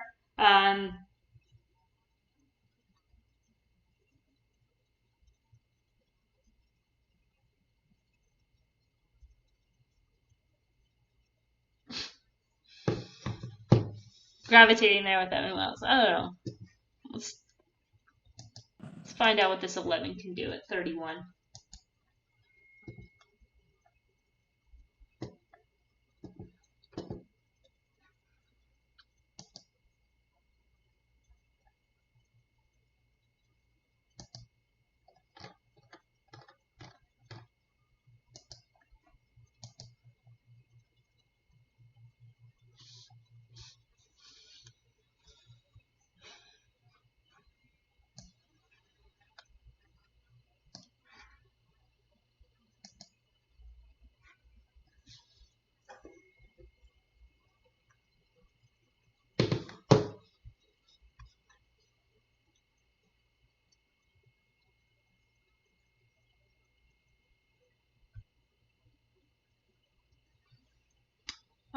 Broke slow. The 3 is 3 out of 4 on a wet track. We'll take a look at that in a second. It's being wet track. 11 is mixing it up with the 14. I wasn't expecting to see the 11 forwardly placed, but not quite the trip I was expecting, but we shall see at this point. Pretty solid opening quarter. 14. Yeah, the 14 looks sprinty. I could see that for sure. 6 is like climbing over the track. You can see him kind of inside. It's kind of like hopping a little bit. 11 maybe they just kind of use for position a little bit, but might have taken some starch out of that horse. 4's been able to save ground. 5's been stalking. All right, 11, here we go. All right, who's on the outside making a move? Because you're scaring the shit out of me right now. The 13? Ooh, that was that other Asmussen horse. The horse with those 88s going 2 turns.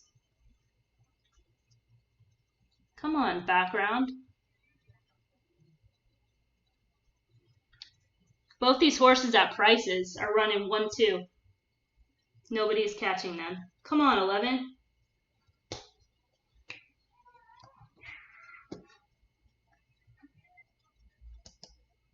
Ooh. All right, that is a boom indeed. That is a big boom. Yeah, I mean, geez. I mean, it's just doing a little bit of deep dive, but like the 4 and the 5 being favored was just kind of crazy because neither of those horses figured. And the 11, it looked like it was just like there was such a prep last time. He had those races to run back to, and the 13 was super sneaky too with those 2-turn races way back. So, all right, that's a very, very good boom in there. All right, Emily, do the Gulfstream race. All right. I'm going.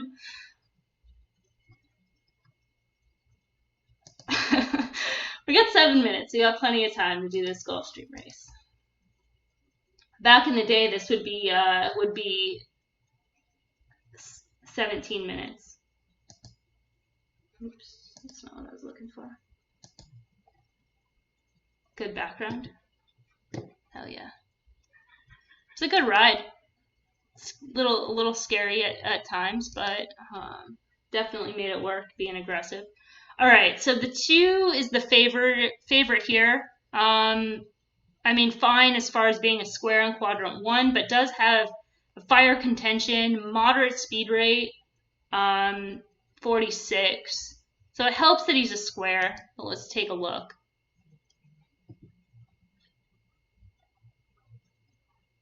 Oh, it's that same race. This race just keeps coming back, you guys. This January 23rd race. The race that the 11 won, and then the race that the 2 and the 9 that finished 2nd and 4th. But good races they came out of. But fine. I mean, his run B- is at this level, so not quite winning races at the level. Fine, but not great.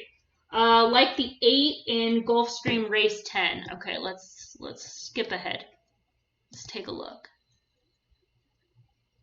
Quadrant 3, square.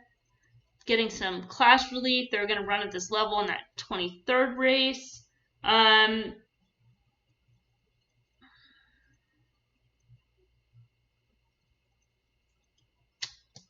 The trip is, I mean, I can kind of see it. It's a little bit soft.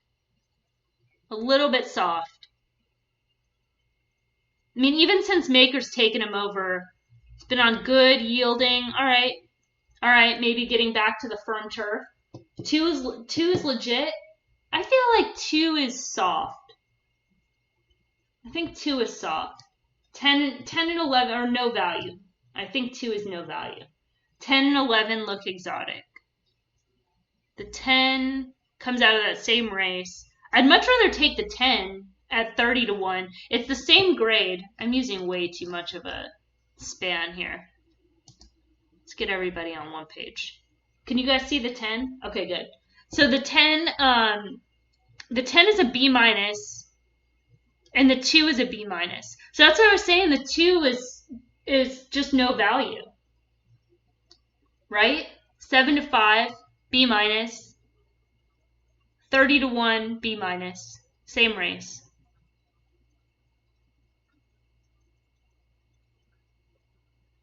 Two just might be a better horse.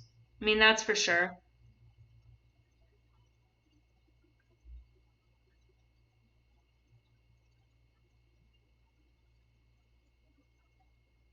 Not a lot of recency. The 1 is below. The 3 comes out of that same race. What's wrong with the 3? Looks solid here. Surface distance not great. Oh, because he was running at Woodbine. And only has the 1 turf race last time out. So the 3 has positives. Let's hold on here. 3 second off, second turf, second Gulfstream.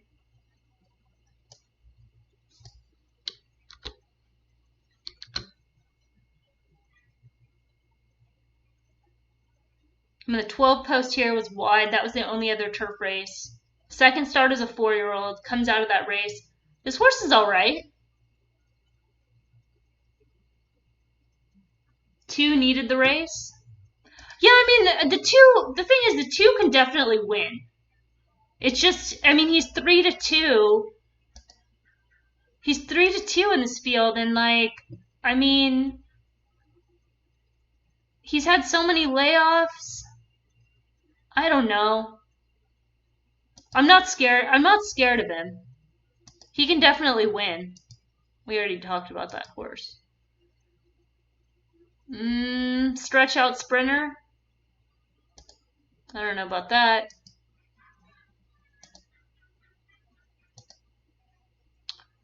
$5, just too cheap.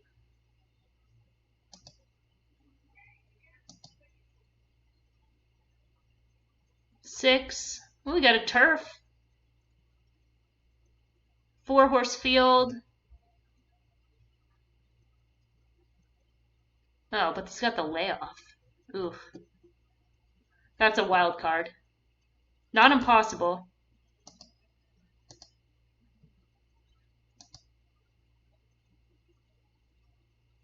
Seven's a little bit below. And the layoff. The 8 we talked about. The 8's okay. I'm hearing you. I'm hearing you on that. Like 3, feeling some love for the 3 all of a sudden.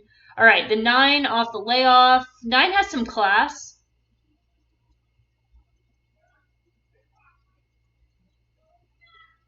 It's an improved, might be a second off type. It's kind of improved second off. The 9's okay. 8 to 1.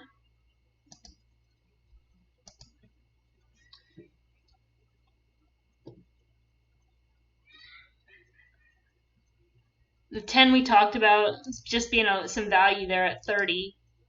The 11 was a prep last time. Oh, but then had a layoff. I don't like that. That's such a negative. Yeah, those layoff lines are tough. But this horse, I mean, he's got class. Currently 10 to 1. He hasn't had any paces to close into. In these races, he's been forwardly placed. I don't know. That horse is tough. I mean, makes sense. You know, both the 10 and the 11 on the plot look fine. I feel like the 3. I mean, the 3's taking some money too, so it's kind of a positive. Already one off similar layoff. Right. Who? Way back here in 2019 as a 5-year-old, but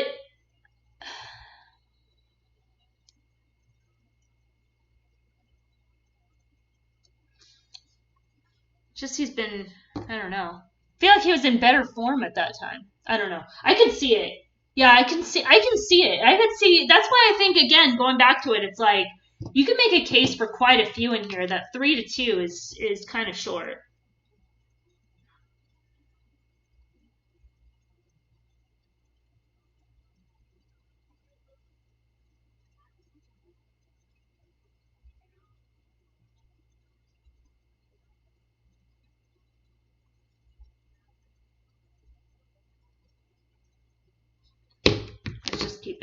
keep it simple. All right. Another interesting race though.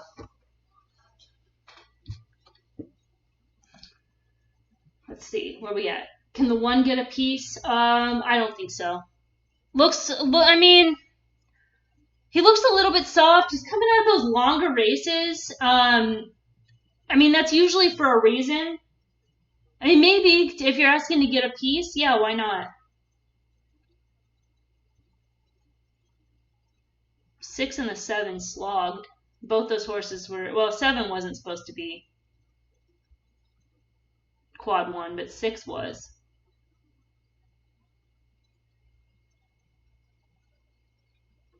Four's getting out there. That's that sprinter. That horse that's stretching out for the first time.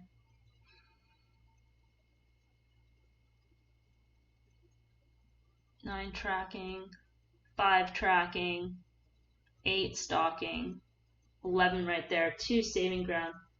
Not first timer. What, routing? But pretty much. He's pretty much been a sprinter.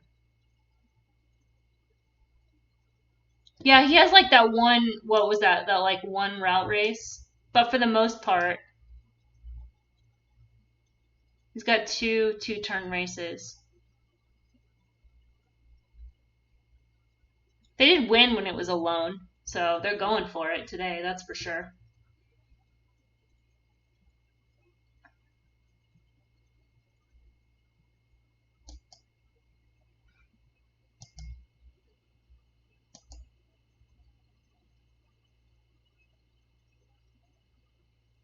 Yeah, looks kind of home free.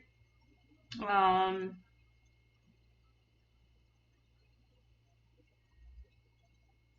everybody's chasing. You got 3, 5, 11 on the outside, but I don't think it's gonna happen. Smart handling by the 4. That was for sure. Stole that race. 5-1. All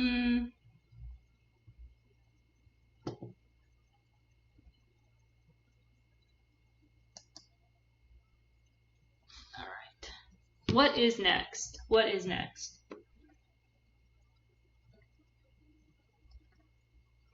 got Oaklawn Park is in 20 minutes. That's the Razorback. I think we can do that race pretty quick. Aqueduct, we got 9 minutes to the 7. Do we all have PTSD from Aqueduct, or can we go back to Aqueduct? Are we traumatized from Aqueduct race 6? Let's go on to race 7 and see what happens. Oh god, all first-time starters. I think we're still traumatized. Let's wait till the next one. All right, let's look at race 8's better. Okay, we'll get there. Fairgrounds, we've got 1 minute to the 5th. And a big favorite on the number 4, who looks quite solid in terms of the plot, coming out of races at Gulfstream Park.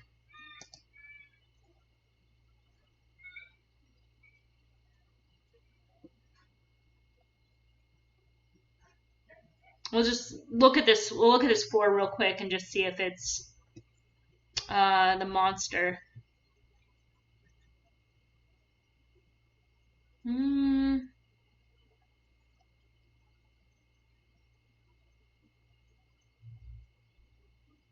Let's see. The 6 is the second choice.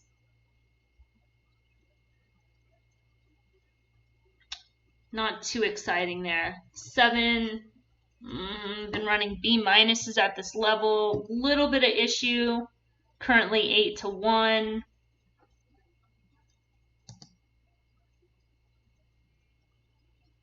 Seems like the 7 and the 6 would be the alternative, but I don't know if we're quite feeling this.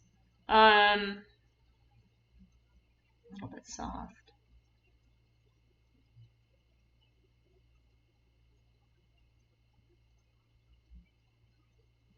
This is a B race here. Stop behind the horses at a crucial time and likely cost the race. That's number 1, currently 6-1.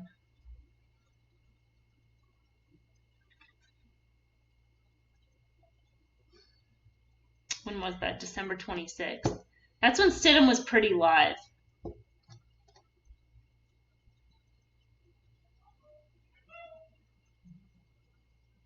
Yeah, I mean the four looks probably pretty tough in here. Yeah, I think we're gonna pass. I think we're gonna pass this Aqueduct race, the 7th, and then we'll catch back up with it in race 8. So it's kind of the same thing here. So we'll look at Oaklawn Park, and then Gulfstream 11. Santa Anita is just too small fields to mess with. But Oaklawn Park, this is a stakes race. The stakes race coming up, the Razorback, with a big favorite in Owendale. Okay. This was another race I wrote up on Circles and Squares because I figured Owendale was going to be a short price in here. And I mean, when you look at the plot, he certainly figures pretty legit. Big square, quadrant 2. Just keep in mind a red plot fit.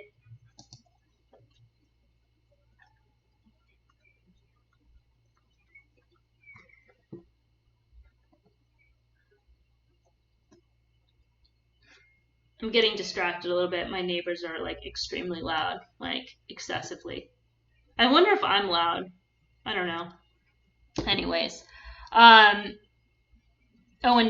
Let me do this. I'm trying to keep everything to the top. I mean, again, he fits in terms of the plot. He fits in terms of optics, figures, and range. It's just you look at his races and it just feels I don't know, there's always some issues in there. And you can make excuses, but again, it's like a horse that's excuses it's going to be a super short price. I don't know. First off the layoff, let's see if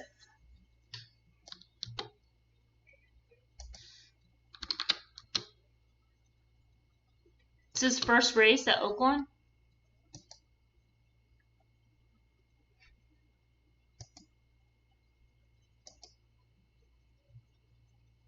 Yeah, he's never raced at Oaklawn Park before.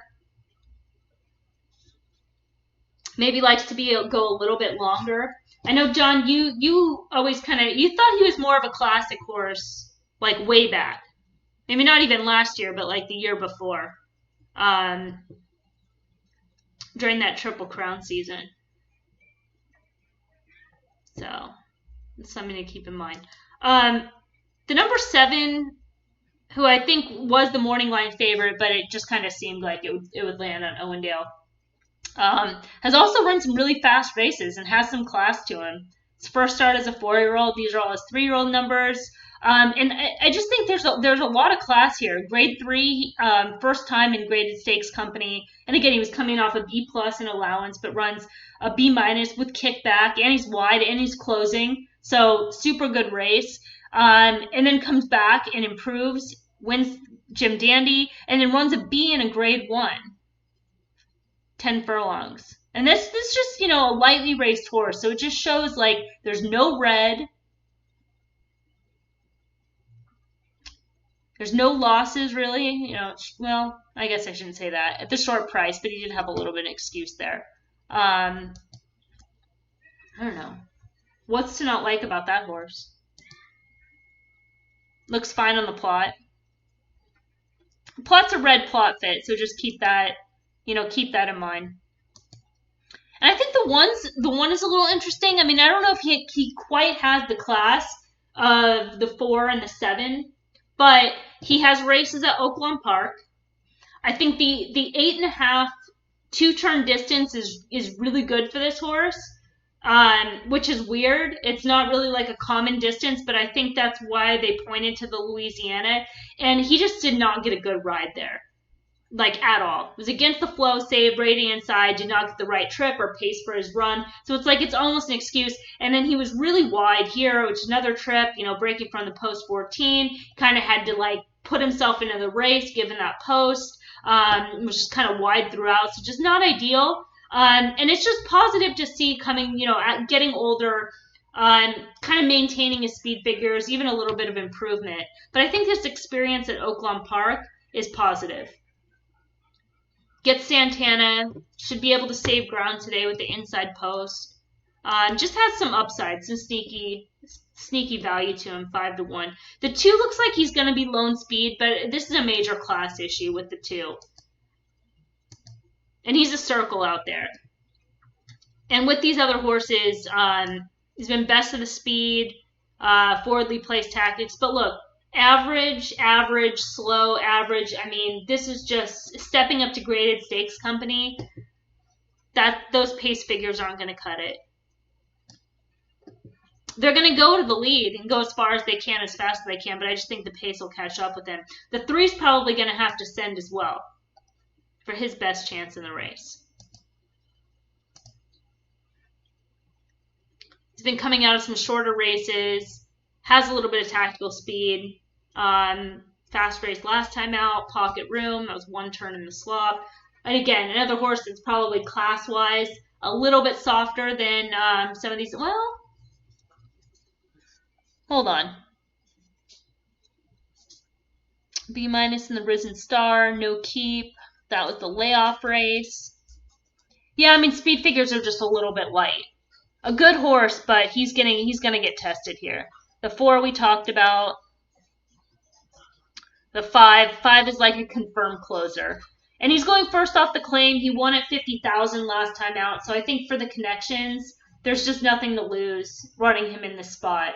If they get a check, that's great. But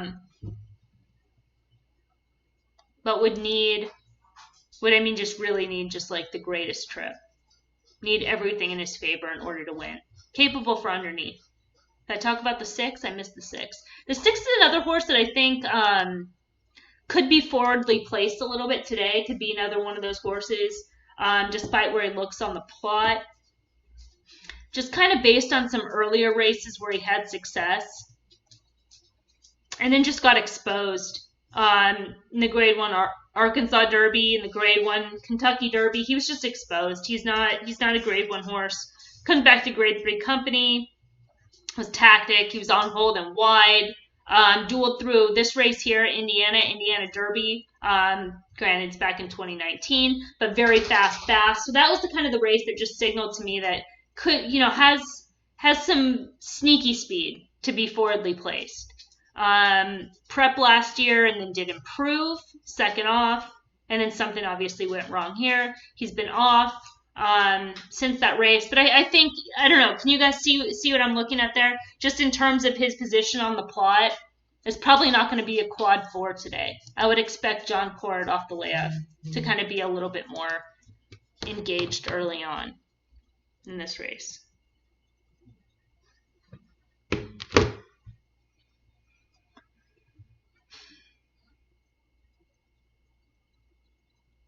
The 4 is now 6-5. Owendale 7-2. The 2 is 4-1. The 1 5-1.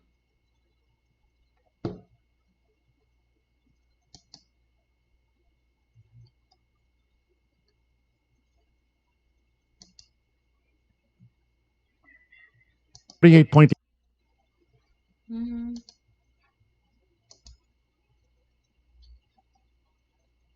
And just because I'm curious, the 4 did win at Fairgrounds as the favorite. So good pass there. All right, let's check out Gulfstream Park.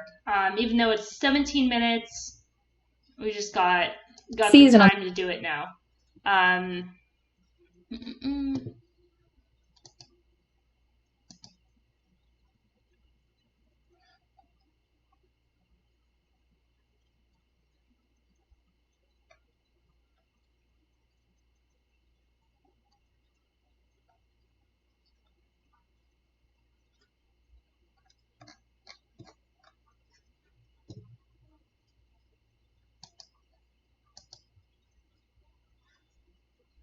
Like the 8 in Gulfstream Race 11. So I'm getting a little slow here. All right, 6 is the favorite. Looks pretty solid. You like the 8?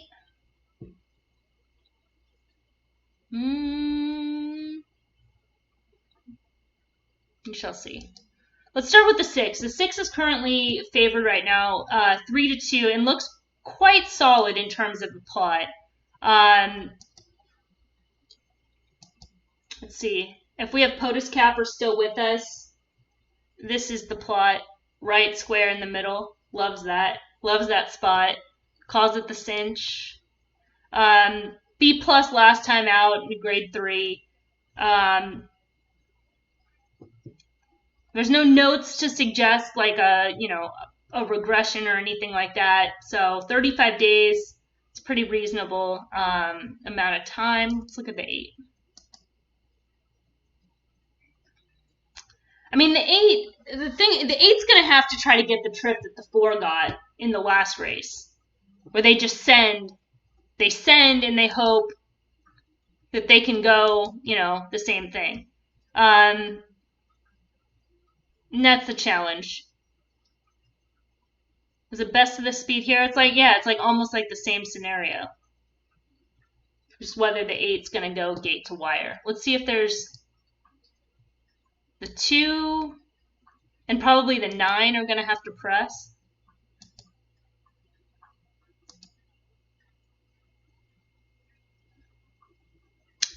Nine doesn't, well.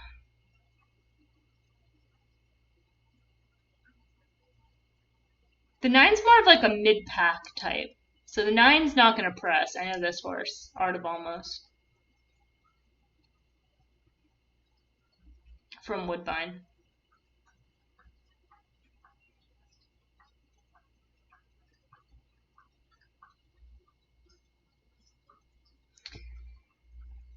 She's okay, but that plot's not great. Alright, the 2... Oh. Well, this is going to be your challenge, right? In terms of the pace, but the 8 is God Stormy. Because she's going to have to send. Now, like the 3? Okay, we'll get there. But the 2 has kind of the same pattern. I think some of these races that she was... Is this the horse I'm thinking of? Yeah. Like back here in Saratoga in 2019, I think she just got away with some like really favorable trips and posted some strong speed figures. She ran really well, like not to knock, but again, kind of had some good trips. She's quality. 8-5 though, coming off the layoff, stretching back out. It's been sold since. The 3 cannot win. I guarantee you the 3 is not going to win. Oh, you now like the 6. Okay. All right. Yeah, this looks like it's probably going to be pretty chalky. Let's just go through some of these other horses. Apology. No, that's fine. I'm joking with you because you obviously know that the 3 is scratched. A BTL.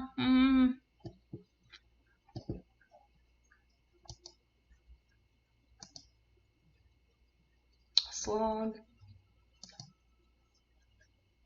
Do we do the 5? Definitely below. The 6 we did. 7. 7's not quite graded stakes.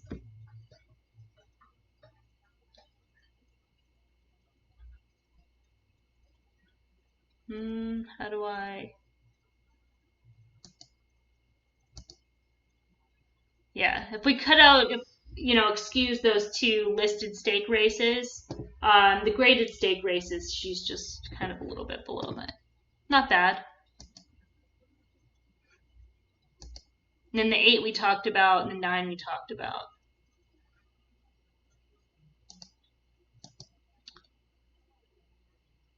Yeah, the 7 looks good on the plot. But again, the class is just kind of the concern with her. But I mean, I don't know. I think the favorite is going to be tough. At least there's no real reason that I can see like why to kind of go against her in this spot. Let's see what's coming up. Gulfstream, we're still 11 out. Oaklawn is 3 minutes. And I know we wanted to do Aqueduct 8. Now it's 24 minutes out. So I'm going to pull up Oaklawn, just kind of talk about that and just see John Doyle, I see, agree with your assessment of the favorite. Yeah, I mean, you want to get creative, but sometimes it's just like, you got to trust the data and be like, I mean, she runs back to her race. She ran a B+ in a grade 3. None of these other horses have done that. I don't know. I don't know if there's a delay here at Oaklawn Park or what, but there's 1 minute to post and they're still in the saddling enclosure. A really great detailed show. Thanks for streaming off it. You're welcome. Mansion, once you were on Thursday, right? You jumped in on Thursday, like right at the end, and we went over some races. We went over that.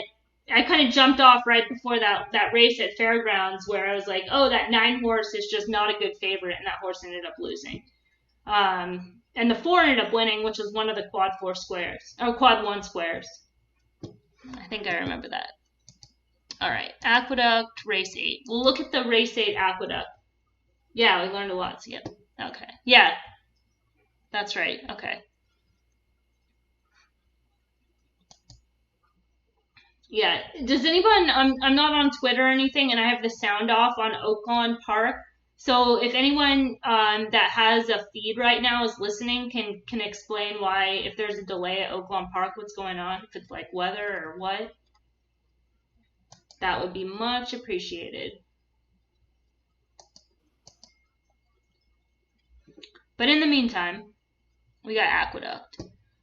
Messy red plot fit. Our Aqueduct experts in the chat can kind of take this one. The 3 is the favorite right now, 5-2, who, looking at the plot, without doing any type of deep dive, kind of looks a little bit vulnerable as a circle in quadrant 3. It's my first guess. I see that the horse won at this level last time out. Oaklawn delay caused equipment on the track due to huge water on the rail. Oh, okay. Gulfstream, the 2 horse might just be better. She might be. But again, she's coming off the thunderstorm at Oaklawn. Thank you, Sean. Yeah, that's what I was wondering if it was weather or something. Yes, just last race is very solid. That was on the 3 at Oaklawn Park. I mean, 3 at Aqueduct. Let me do last. Sorry, wrong clicker. They're on the track now at Oaklawn. Okay, cool.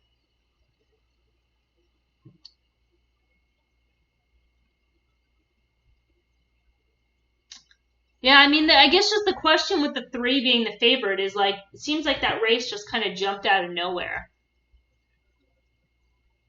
And seemed like, in terms of like a form cycle, was second off, came back in 2 weeks after a long layoff, kind of popped with that big race. So if it was like, they're prepping the horse for a second off, they got it. And whether they're going to be able to repeat in a third off is a little bit sus. The 9, I'm seeing a wide X bias. That horse is 10-1. It's another, I'm pretty sure that horse came from Woodbine.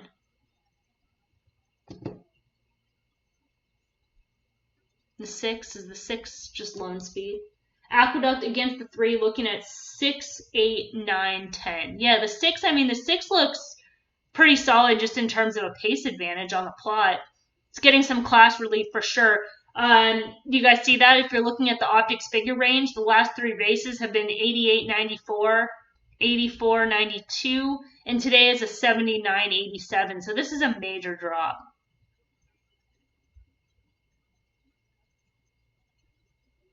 Seven's been in some fast races as well. That wasn't one of yours. 6, 8, 9, 10. I don't like the drop. I don't like the drop on the 8. I don't like the drop with the declining speed figures on the 8. That just kind of bothers me a little bit. Back here on December 3rd, runs an 88, is flow aided, and then declines to run an 83. You could be like, okay, it's sloppy, whatever. And then, but then it runs a 70 when it was dropping. And a C. And now they're going to run for 8. I don't know. There's a lot of red flags going on there. 6-1 right now. The 10 is a BTL last time out. 10 looks solid. 6-1. Yeah, I mean this race definitely looks playable because the 3 is worth taking on.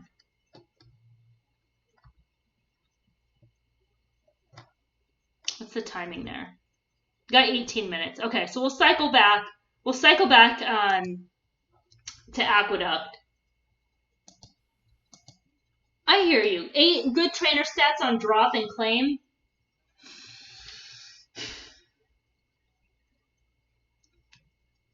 I mean, if that was the case, right, then wouldn't the horse be a lot shorter than 6-1?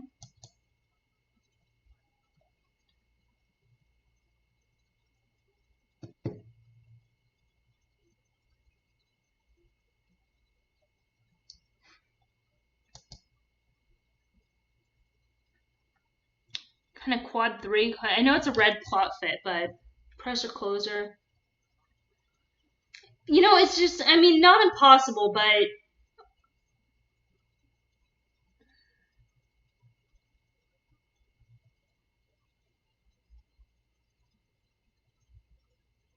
ten looks fine. The 10 and the 9 seem like the value.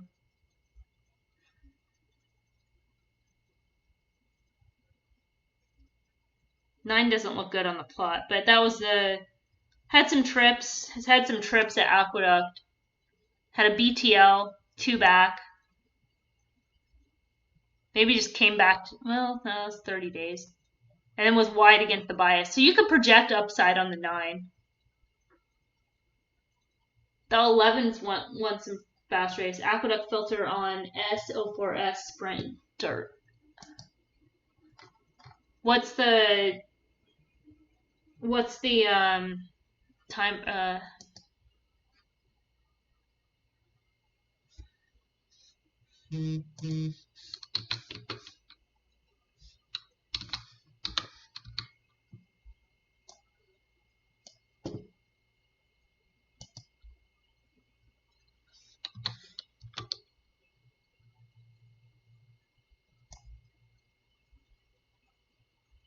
On that slow pace. That's what you're projecting. So who runs well with the slow pace? Let me do in the last year. 10, 11, 12, but 12 is like really deep close. And then there's so much.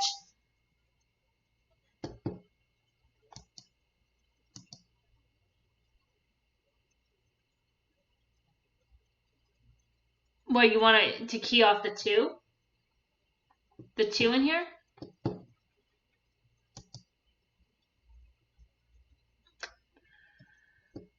I mean, the 6 had back form. Am I just like not? I don't have the 6 on here at all. I did that filter. Slow, sprint, dirt, aqueduct. I don't know.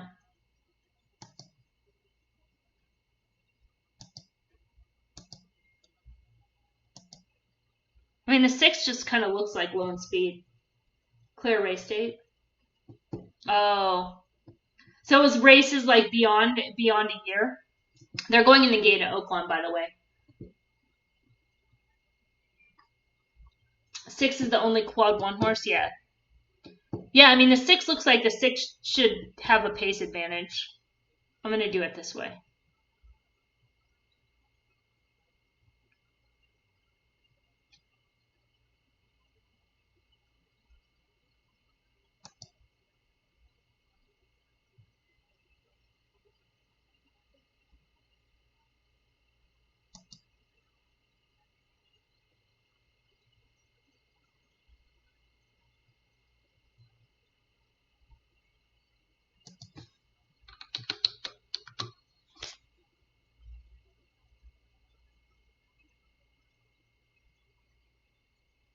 All right, so as expected at Oaklawn Park, the 2 sent out to clear. The 6, as I kind of projected, would be kind of forwardly placed. It's kind of wide pushing. The 7 is wide in kind of the second flight. This is definitely good for the 4. The 1 is chasing inside in a pocket. That's a good trip for that horse. The 3 behind and between horses, not the greatest trip for that horse. He probably needed to be a little bit more aggressive. The 4 is kind of saving ground, tracking. The pace isn't very fast there. 6 kind of moved up, is starting to push the 2 a little bit. The 2 staying off the inside. That's where if they were cleaning up all the water, the 1 is trying to kind of ride the rail there. And then outside of him is the 5. So we'll see. See if the 2 leaves that rail open, because that 1's going to try to come right on through. 5 starting to make that outside move. 1's still trying to come through. 4's getting pushed along hard, but really open the rail for him. Here comes the 7, that classy horse. Yeah, 7 should have this. And then 4's going to try to grind on. 1's doing his best. 7 just was wide, just much the best. And we'll see who holds the 1. All right. So that was the projection on circles and squares. 7, 7, 1, and no value on 4. All right.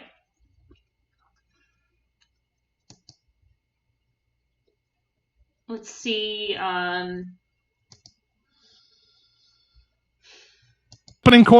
Gulfstream. Let's just watch this race at Gulfstream. They're at the quarter mile right now, and then we'll go back. We'll go back to Aqueduct with the board and see. So 8 is lone, 2 is tracking, 1 is in the pocket. Very moderate pace. This 2 should have no excuse. 6 is starting to wind up on the outside.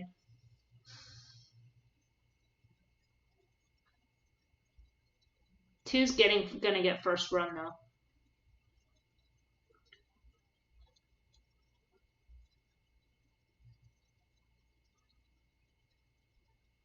Let's see, 2 just took over. 6 is working. There's the 7. 7 was the other horse that was that big square. Oh, it's tight, but I think the 2 held. I think the two got the trip. 2, 6, 7 at Gulfstream. The plot's like, hey guys, look at me for 2 seconds. Okay, 2, 6, 7. Okay, plot, we got it. All right, done. Okay, Aqueduct. Aqueduct. Aqueduct is the puzzle. All right, so we are 10 minutes. The 6 right now is 7-1. Andy's going 9, 7, 10, 8. Anthony is 8, 5, 9, 11. Nobody's on the 6, which is very interesting. We know what program they're not using. That's for sure. All right, so let's look at the 6. The 6, yes. I think that the class drop on the 6 makes more sense than the class drop on the 8.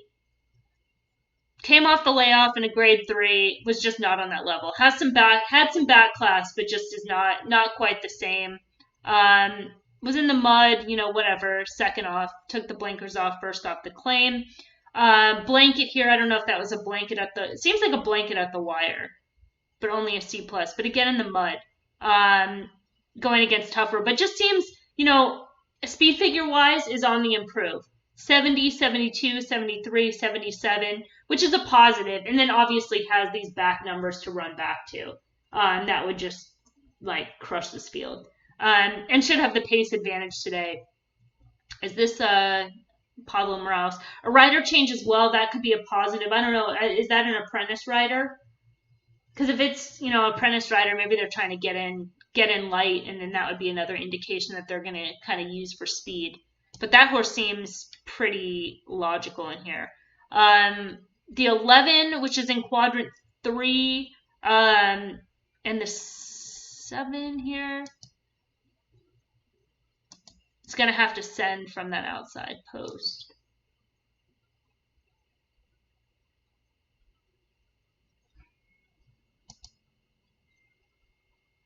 I just want to look at the 6 again because I forgot I had the aqueduct filter on, and I just want to make sure that what I was reading like matches up with the form cycle. To some extent, one of those races was out. But in terms of the form cycle, still 72, 73, 77, and even has a 79, 82 to run back to. So sorry about that, you guys, a little bit. I forgot I had that filter on. All right, the 11. This is one that is probably going to have to send from the outside.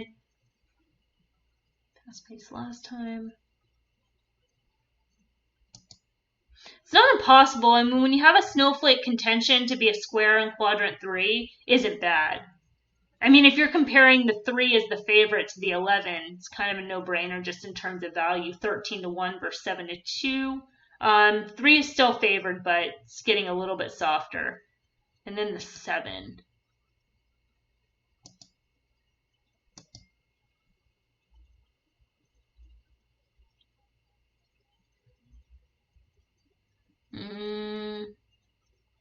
Just a little bit below. Has been on some fast paces.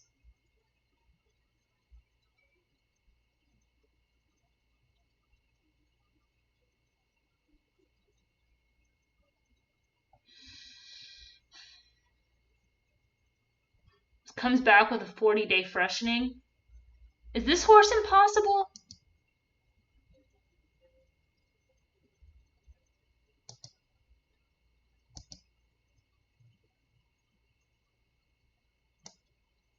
Definitely has stamina because he's coming out of those longer races, which could be a plus. This horse isn't bad.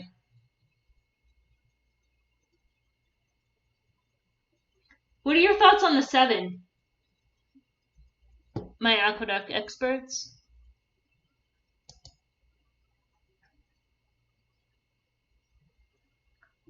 You like the 8?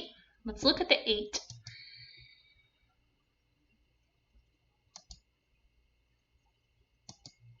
Yeah, we talked about the 8 already. And this is, well, now I have the bigger sample. This bothers me even more. So, former Jason service horse. So, read into that. The 7, the trainer's 0 for 59. Oof. Well, 27 to 1, that's why. Maybe he's due. I mean, Jason service horse, whatever, was running those faster races, being a little bit more consistent. Came off the layoff. Okay, fine. X bias, whatever. This race here, hot and strong. So a hot barn at the time. Didn't run back to that. I just don't like this current form cycle. Where the speed figures are declining. And now there's just a big drop in class. 12 is a really fast warm-up. And I just feel like with the 8's 5 to 1 morning line. He's now 5 to 1, but he was much higher before. And I just feel like if it's a live barn and live connections, these are the type of horses with this type of drop that this horse would be bet so hard. And he's a little bit cold on the board. Not impossible.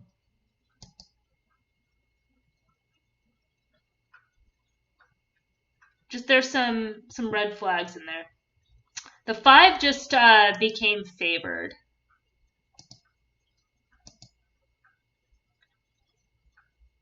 Second off, has won at this level, has won at this distance.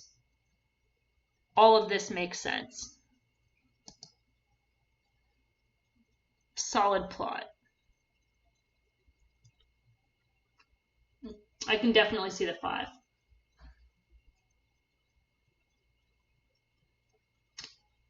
5-1 is the morning line favorite. Wait, what? Oh, what? 5 to 1 is, yeah, see, so now it's even colder on the board to me. Because if 8 8 was listed as the 5-1 morning line favorite. And the horse is not even favorite. He's just now sitting at 5. It's kind of a wild morning line going on here. The 5 I would have put as the favorite. Morning line favorite. Currently the favorite, 5-2. The 3 has drifted up to 5. The 8 is still 5. The 12 is 5. 12 makes sense as well.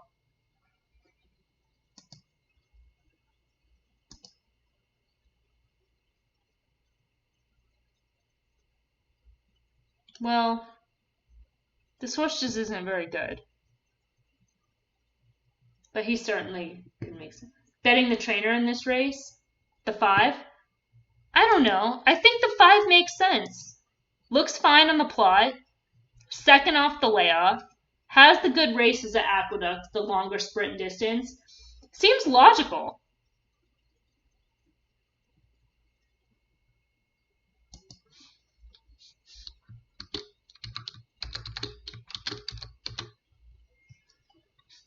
I mean, look. When you filter out his races around like this kind of one-turn extended sprint distance, fits. The 6 is now 5-1. The potential lone speed.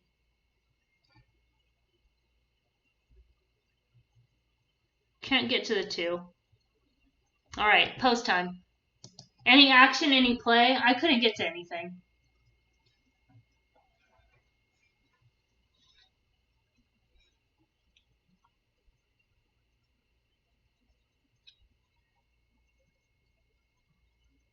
Like the 10? Yeah. The 10 for sure. Has all the recent green keywords, the BTL. There should be like, is anybody in a tournament and playing this race? A contest and playing this race? Have 5-6 box?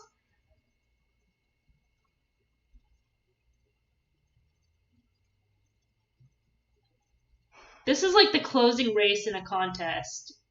Well, if this is the third to last race of the contest, this is a tough race. It's the last race of the contest, and it's just math, but still math. But you know what I'm saying. All right, the 3 is getting pushed out to the lead, getting pressure from the 6. 6 is a little bit easier getting to that position. The 11 is stalking right off them. The 12 stalking right outside the 11. The 9 was able to just kind of tuck in, save ground behind that group. 2 is inside. 7's covered up. 8's stalking wide. 5 well off the pace, so not the best spot for a favorite, but they're going pretty quick. 23. 6 and 3 is kind of more into a duel right now, with the 10 and 12 tracking, the 9 still saving ground inside. 9 was another one of those horses we mentioned that had some upside, that was against the bias last time out. Good price there, 16-1. 7, Bombaroo making a wide move. Might run out of gas though. Let's see who's got the momentum here. 6 is on the outside. The 10 is a no keep. 6 just took the lead. 3 is done. The 8, here comes that 8 closing. The 8 might have the momentum. Gonna be tight.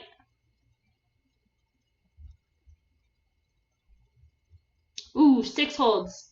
6 holds. So 6-8. Good call on the 8. Good call on the 6. I guess it was maybe a little bit more straightforward than we thought. At least I thought. So there's that. All right, plot. Nice job. Yeah, that 5 was terrible. Holy shit.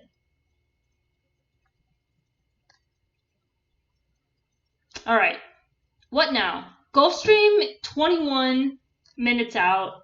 Oaklawn 17 minutes. So I guess we're going there. Go 6. 6 got it.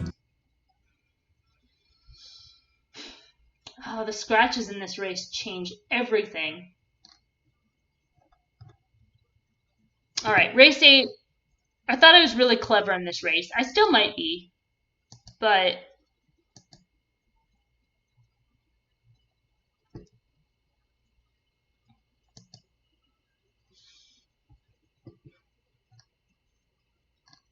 the 1, 2, and 5 are out. I think the 5 runs tomorrow. The 9 is currently favored. Yeah, this is a race I just thought there'd be some value. Now keep in mind the 1, the 2, and even the 5 in this race. Gonna go grab some food. Good luck the rest of the day, guys. Thanks, everyone.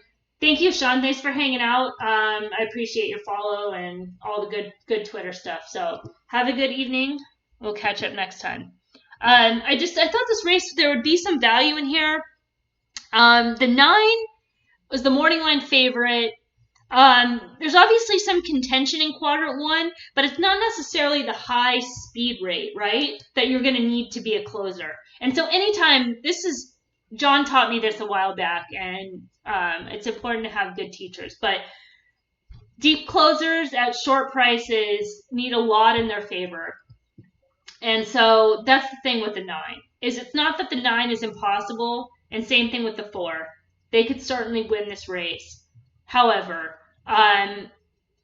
is this going to be like enough pace for them to kind of run at? And so from that perspective, number 3, Amy's Challenge. This plot before, you can look at it on Circles and Squares. The 3 had a little bit more separation before the scratches, but still looks like, if you're looking at her on the plot, looks like, potential pace advantage out in front there. With the 8 is sort of that in between where she's in quadrant 1 surface distance and then quadrant 4 standard because she's coming out of those some turf races and then the wide trip here, but still. I gave a look to the 6, and maybe the 6 upgrades. Maybe the scratches actually help the 6. She's currently 19-1. But I just think there's a little bit more to this horse. And this is part of why I picked her. I just thought she'd be kind of a good price in here with taking on the favorites. We can see going back. Frost, it's okay. Going back to her first couple races last year, to earn back-to-back B-plus races, that just kind of shows some class. And then you can make an excuse, her third start was a little bit off a layoff. It was around 2 turns, was wide, no keep, no lead, wide outside post. They went very fast for that 046 or 06S. That's fine. And then at the Dogwood, she was up close to a very fast pace in that second start. And then they ran on the turf, and she ran fine. B-. Gets back to Churchill Downs, runs a good race, runs a 95, had a good trip, free tracking trip, but that's just kind of the race that you wanted to see from her after those trips that kind of built up a little bit. And then dueled in the Miss Preakness, so that's a grade 3 race. She earned a B, so even though she dueled, it was dueled through a fast pace. And I just think in this Keeneland Sprint, I just think that was a regress. Just a regression. Maybe just a little bit much too soon. A couple tops here. Comes off the layoff 3 weeks ago. Runs a B-. And I just think in terms of recency, that's such an advantage too over this course. And the fact that she has some tactical speed, has some recency, has some class, has some speed figures to run back to, and is going to be a price alternative to these other horses, was just worth kind of like taking a stab. Now we'll look at the number 9, who again, just keeping in mind, is currently the favorite. She's 3-5, quad 4 square. Niza Move Rama, hopefully I said that correctly. Thank you so much for the follow. An A- on debut, but this is a Wesley Ward. Just keep in mind, Wesley Ward, juvenile at Keeneland in the spring, wins those races, an A-. Ascot B+, can't knock that. Then they go to a couple listed stakes, interesting. But wins, B+ in both those. Goes to Graded Stakes Company, another B. X-Bias Gallop, nothing to knock on that 4th place finish. Listed stake, wins, Tactic Plus, and just kind of nothing really to knock here. So the thing with her is obviously the layoffs and the trip. And I mean, just the fact that they haven't been running her in graded stakes company is just a little bit of a tell as well.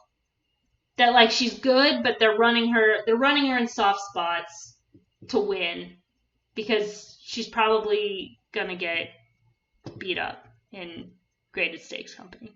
But again, fine. You know, ran on the slop here last year. That was a favorable trip. Had all the flow. Well-timed inside-out trip, taking over the pace setters in the final furlong. So it's like, you know what trip she's going to get. She's going to come from off the pace. And that's that. Amy's challenge, you know what trip she's going to get to. They're going to go to the front. Second off the layoff, she was warm last time out. She had pressure, very fast pace, average late. So you just have to wonder too, in terms of timing, that if she regresses. She's a little bit older now, 6-year-old. She's been able to kind of run well, but not necessarily big speed figures back to back. I guess she did here. That was in 2019 though. But she's been on this pattern before. American Beauty to Spring Fever 1 last year. American Beauty to Spring Fever.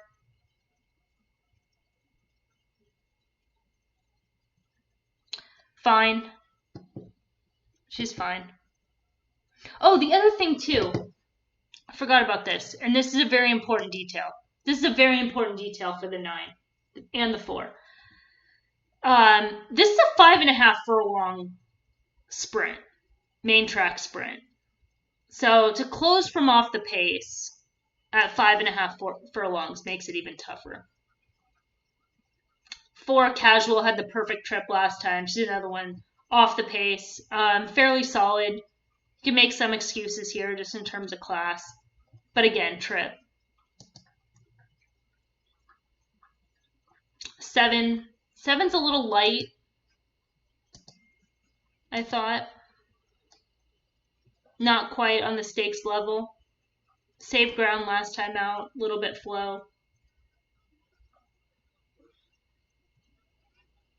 I understand like the 3 and the 9 being so short and the 4 being alternatives, but like the 6, the 9, and the 8 are just getting like totally ignored.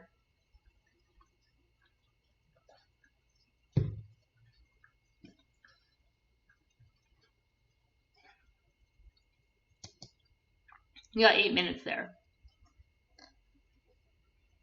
Gulfstream is 12 minutes out. We got the Devona Dale. You can look at that while the horses are on the track. 3 is a big favorite in the Devona Dale. The 5 is a second choice. They're basically betting 3, 5, 4, and that is it. 3, 5, 4, 6.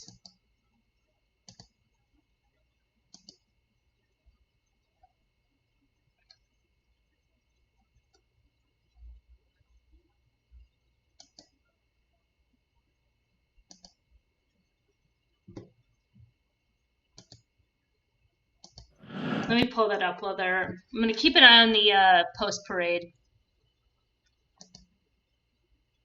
We got front wraps on the 3.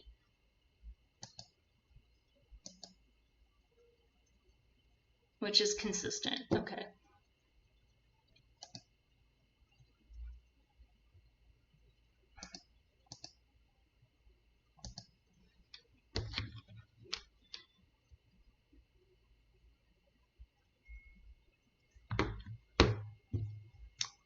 Wow, 3 looks really solid on the plot. We have a lot of unknowns. A lot of unknowns in here. Like the 4 and Gulfstream race 12. All right, let's check that out. We'll start there. Curlin's Catch. Good race first time out at Woodbine. Then they went right into Stakes Company. Was wide and against the bias that day. Improved. Perfect trip at Tampa. I remember I think we were on the stream that day at Tampa, right? And the 4, there was like 2 horses that were taking money, and it looked like the 4 was like so much of a cinch. But this is going to be a tougher test for her. The 3 is certainly the fastest. The 3 certainly looks like she should be favored. The 5. Wait a minute here. The 5 has some upside. The 5 improved, debuted at Belmont, ran a B first time out, B to break her maiden, and a B in the grade 2, and just like the speed figure progression. And I guess that's my problem with Curlin's Catch, is she's good, but she has to continue. She's got to make another move forward here because these horses are fast.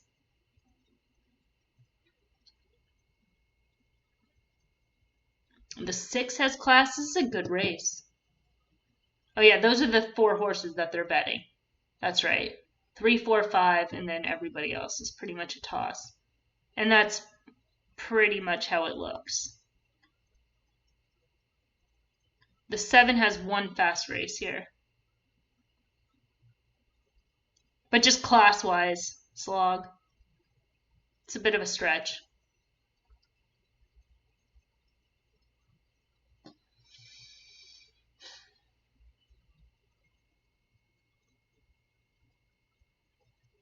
Might have to just be a watch race.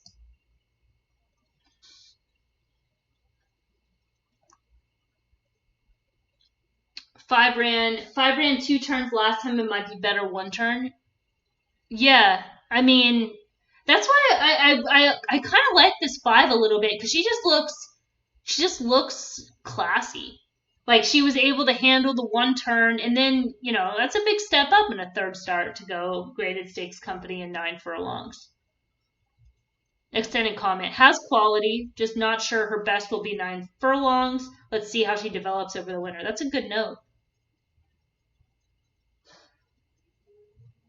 This is the right spot for her. She's the biggest threat to the 3. Again, I like the 4. She just might be a little bit soft. And then the 6 might be a prep, right? The 6 kind of seems more, well, maybe the 6 is better 1 turn. I don't know, the 6 looks a little bit soft too. There just wasn't as much progression with her. Right? Her first 3 starts, 78, 86, 93. And then just kind of, I don't know.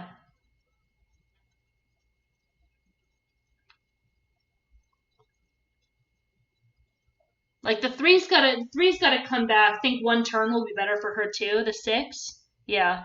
I just wonder off the layoff if this is the right time for the 6.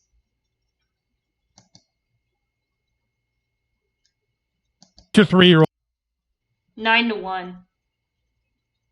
Yeah, that kind of seems like more of a prep. I don't know. It's not a betting race for me, but that's a good. It's a good race. It's a good one to follow. Probably have to do that one on the morning show tomorrow. All right, we've got 2 minutes. 2 minutes to race 8 at Oaklawn.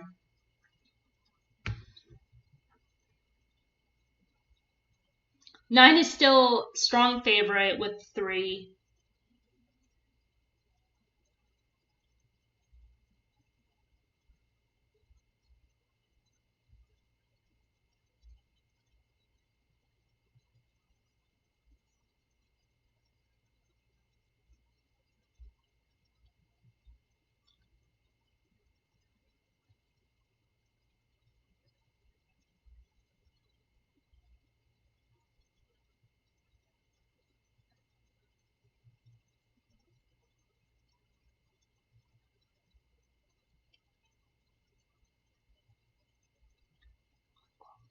There we go.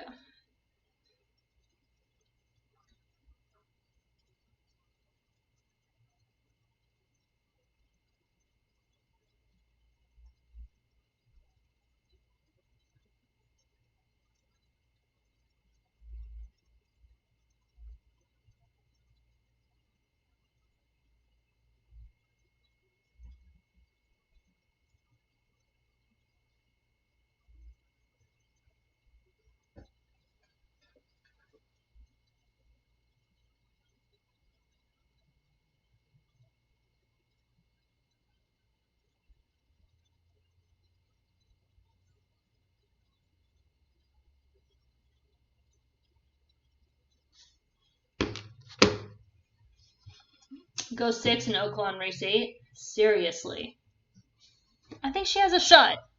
I think she's in a shot. Certainly getting a price to find out. No doubt about it. So win or lose, I will make a bet at 18 to 1, 19 to 1 any day. Let me get that plot up. There we go.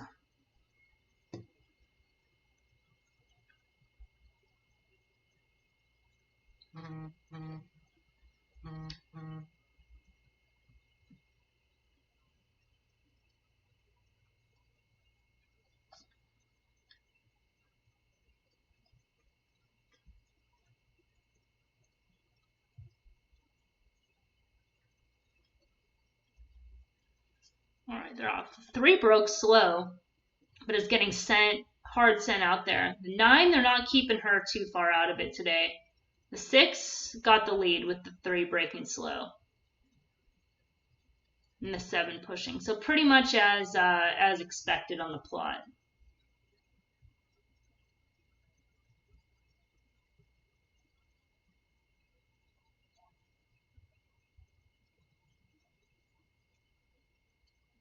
Four is getting pushed along from off the pace.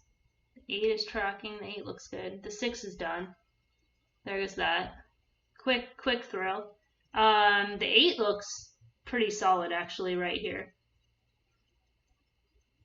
But not so much. Favorite is too much. Too much horse. Alright. Worth a stab. The 2 quad 4 squares. 1, 2. Blah. Alright. Moving on. Back to Gulfstream. Actually, quick check on. Says we'll be there.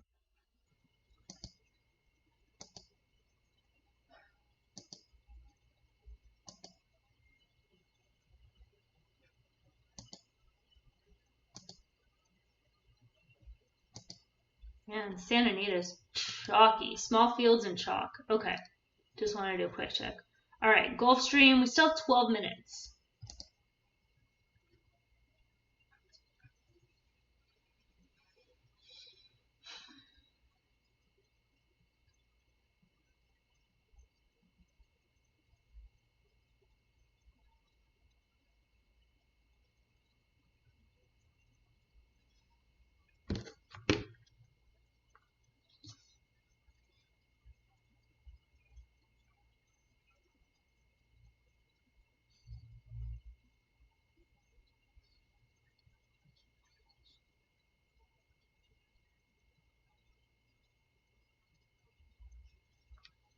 Not 12 minutes. What am I doing? 2 minutes. Sorry.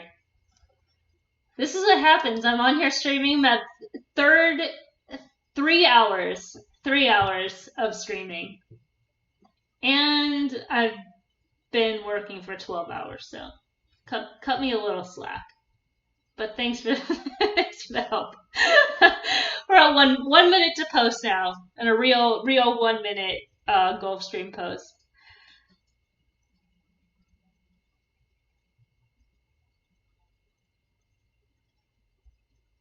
I've from doing this, I mean, I had respect for streamers before, but now stay strong another hour. Thanks. I have just mad respect for streamers that are streaming just every day, 5 to 12 hours. I've noticed though, they'll play video or video games or something. Some tracks switch the minutes to post and race number. Yeah, I'll blame that. Play videos and stuff so they get a break. And I don't know. I don't have a break. Chat, you guys are the break that I need.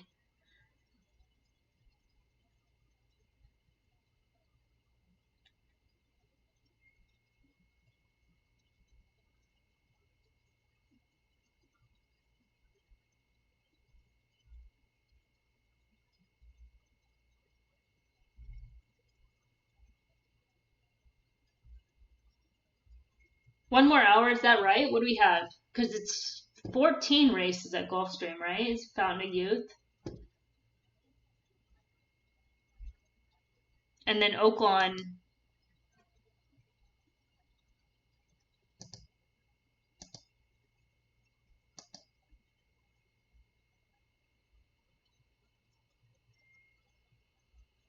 The 10th. We'll see how Frost holds up. If I can make it to Gulfstream or not.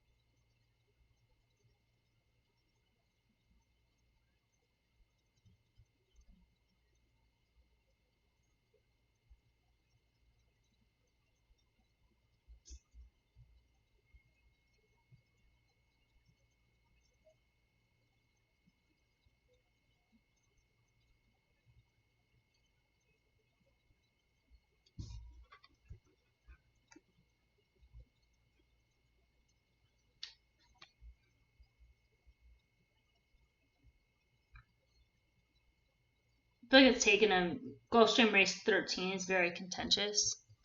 All right, let me keep the plot up for this one, and I'll switch over to that.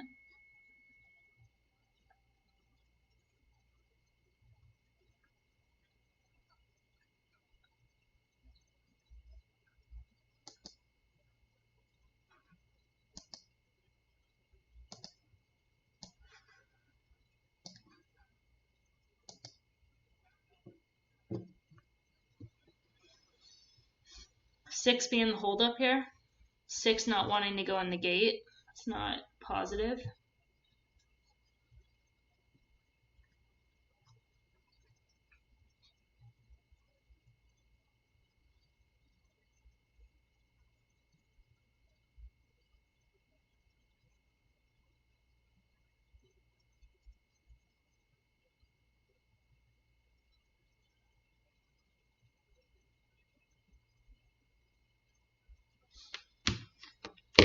All right, 6 is finally mostly in.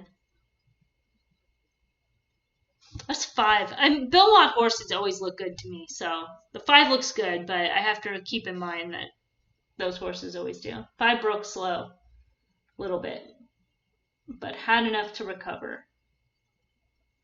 3's getting out in front.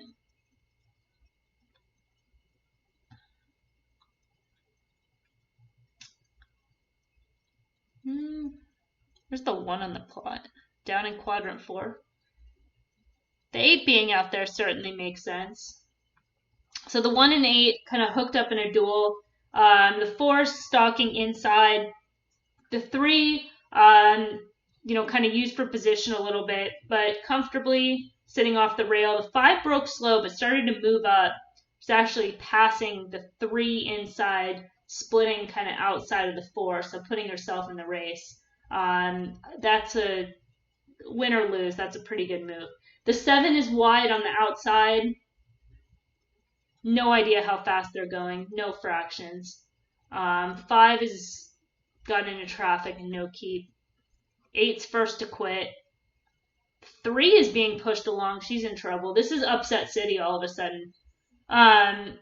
Because the 4 is not getting pushed along. This could be the 6. The 6 is making a move inside out. 1 is best of the speed right now. 50 to 1 on the front end.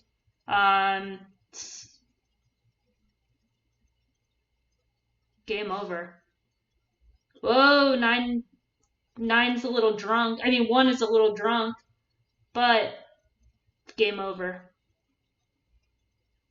1, 6, 7. Yeah. I wonder, the pace must have been fast. That wasn't, I mean, you like to see more from the 5, but the 5 breaking slow, kind of asked for speed, took back, made that early move between horses. The 3, I mean, you're taking 1 to 2 off a layoff. She certainly looked like the best horse in the race, but, you had the layoff, and that was it. Yeah, bombs away indeed. Just kind of sat in a good trip, looked comfortable, and then when the rider asked, just nothing, shaking her along. The 4 was in a good spot too. I just think, she just got a little bit exposed on class today because there was really no excuse. And the 1 best of the speed. 6 made a good inside out move. The 7 made a good outside move in that race. I don't know. That's one that's going to take a little bit of analysis to go forward.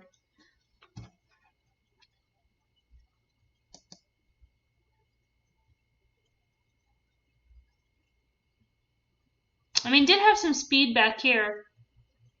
Second off the layoff.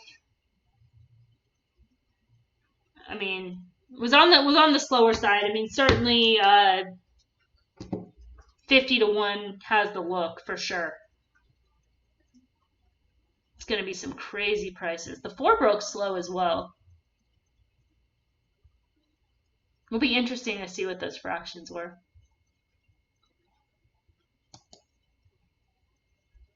Huge show pool on the 3. God, really? People are crazy.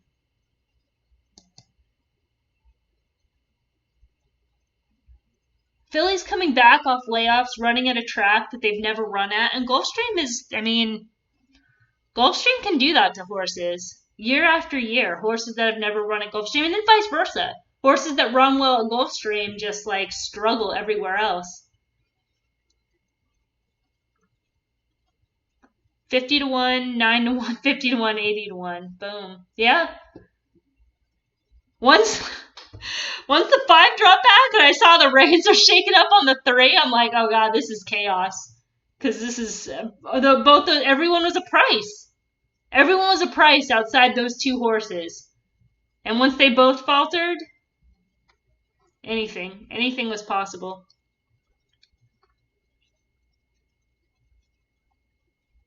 All right, we got 19 to Oaklawn. Impression.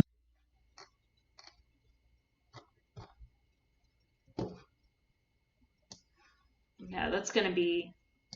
I'm going to have to move back over and block the sun again with my head.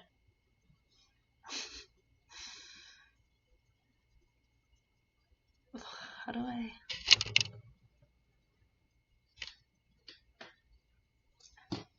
That's better, I guess. Now I'm just out of camera. One more hour. All right, let's do this. Let's see, where are we at here? At Oaklawn Park. I have to lean over. This is dumb. Let's split the difference. There we go. All right, that's better. All right, 2 more at Oaklawn. The 10th, the 9th, and then the 10th. I want to jump ahead.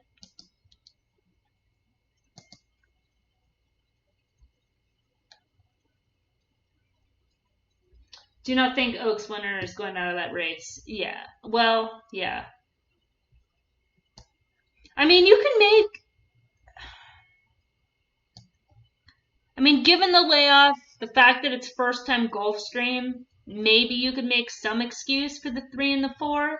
But I mean, both those horses are like in major catch up mode at this point. At this point of the season, because it's almost March. They're gonna have to run big races next time out. I mean, really, like B+ types, because there's those horses. Will Secret, who won at Oaklawn Park, I forget what that race was, and then Clairiere. Clairiere is so legit. She won the Fairgrounds race. What was that recent Fairgrounds race? And then the horse that finished second to her was an 8 horse that day. Brad Cox's horse, Gray Filly.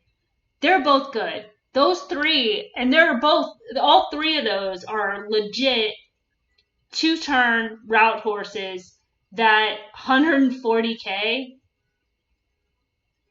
I don't even know. How do you even land on that without doing like quick picks and all? Who do you key? You'd have to key the 6 and then not use the favorites? I don't know. That's crazy, but well deserved, I guess.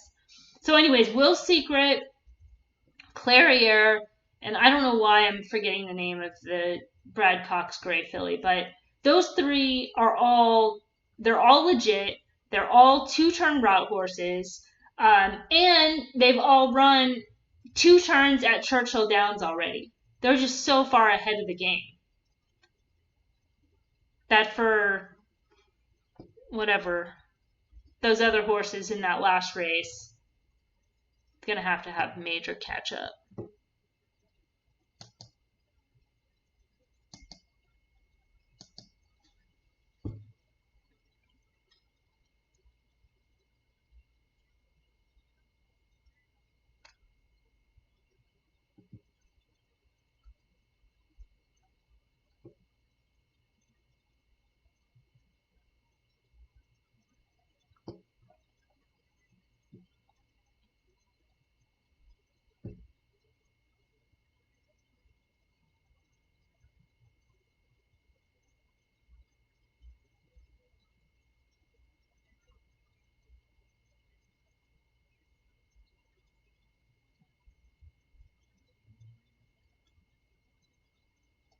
We might have the first price of the day at Santa Anita. I think this 4 is coming rolling.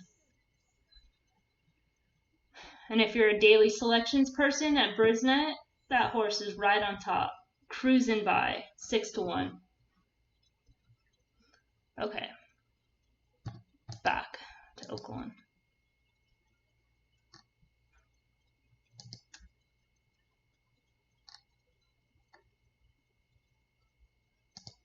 Let's take a look at this race real quick.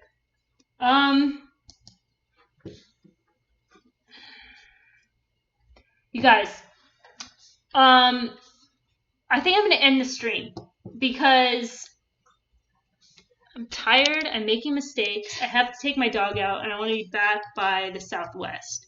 So, got a lot of first-time starters here. The 8 is currently favored. Ran a better than look race last time out. Certainly fits. The 9, Board Tricks in New York. Pletcher first-time starter paying $11.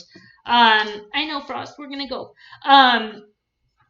So yeah, part of the other reason is Oaklawn 10, which is the Southwest. I'm gonna review it in the morning, but I think it's fairly straightforward. Although we just saw chaos at Gulfstream, I feel like this race is a little bit more straightforward. Jackie's Warrior looks like he's going to have a pace advantage here in Quadrant 1. I think he's a little bit of an upgrade coming out of the Breeders' Cup Juvenile. That was a pretty fast pace he was up close to. The race was slowing down late. Essential Quality ended up winning that race. So, could have some upside off that. Distance-wise, still has something to prove, but 8.5, especially if he's able to get loan. Safa's Day is a stablemate who just doesn't look as quick as him, is probably not going to be able to chase. The 7, I think Martin Garcia for Baffert on the outside. He wasn't ridden aggressively last time, so I think Martin aboard and shipping out here, they're going to send Spielberg, but I don't think Spielberg is fast enough to go with Jackie's Warrior. So again, Frost, cut it out. Jackie's Warrior just might have a pace advantage. Now, Essential Quality, in that case, could just get a trip, right? If there's some contention, if they kind of bunch up behind, has enough speed from the inside, he's been able to be versatile enough to kind of change up his running style and, look solid on the plot. The 5, for whatever reason, always looks really good on every single plot in races that he's running in. And I'll just pull up the grid real quick. Thanks for streaming to Emily. You're welcome. Thank you. Let me go through this race real quick, and then I'll log off. And then tomorrow morning I'll rewatch these stakes races, review them, and then anything you guys want to talk about from there. One more to go. Look at the 5, Santa Cruiser. So Santa Cruiser has been running. He's been running at Fairgrounds. He's had some trips at Fairgrounds, and I think because of that.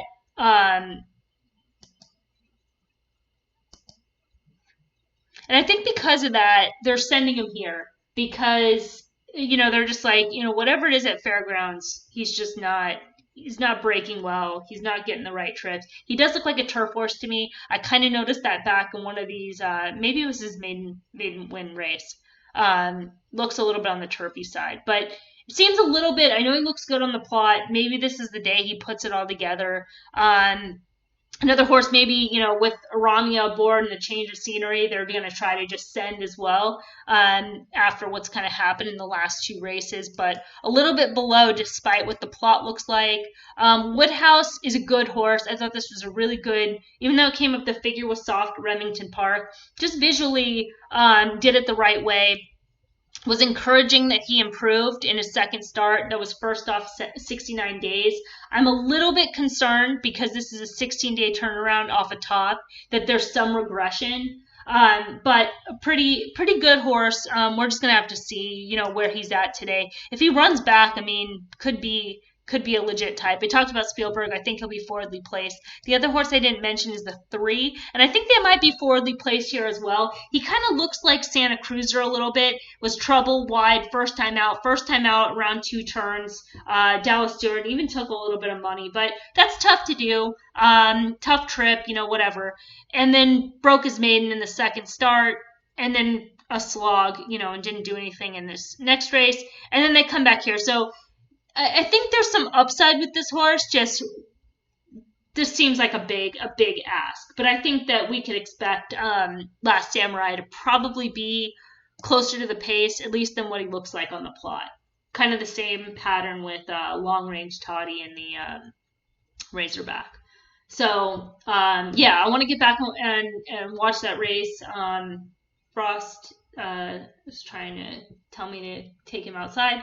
So you guys, thanks for hanging out. It was good. We got some good caches today, some good handicapping, great chat.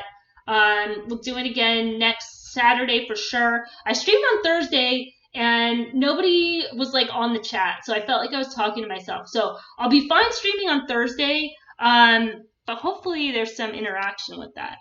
All right. Good luck. Thank you. Wish I was here Thursday, please. I'll stream Thursday. All right. Thank you guys. And then tomorrow morning we'll recap 8:30 Central Time. All right.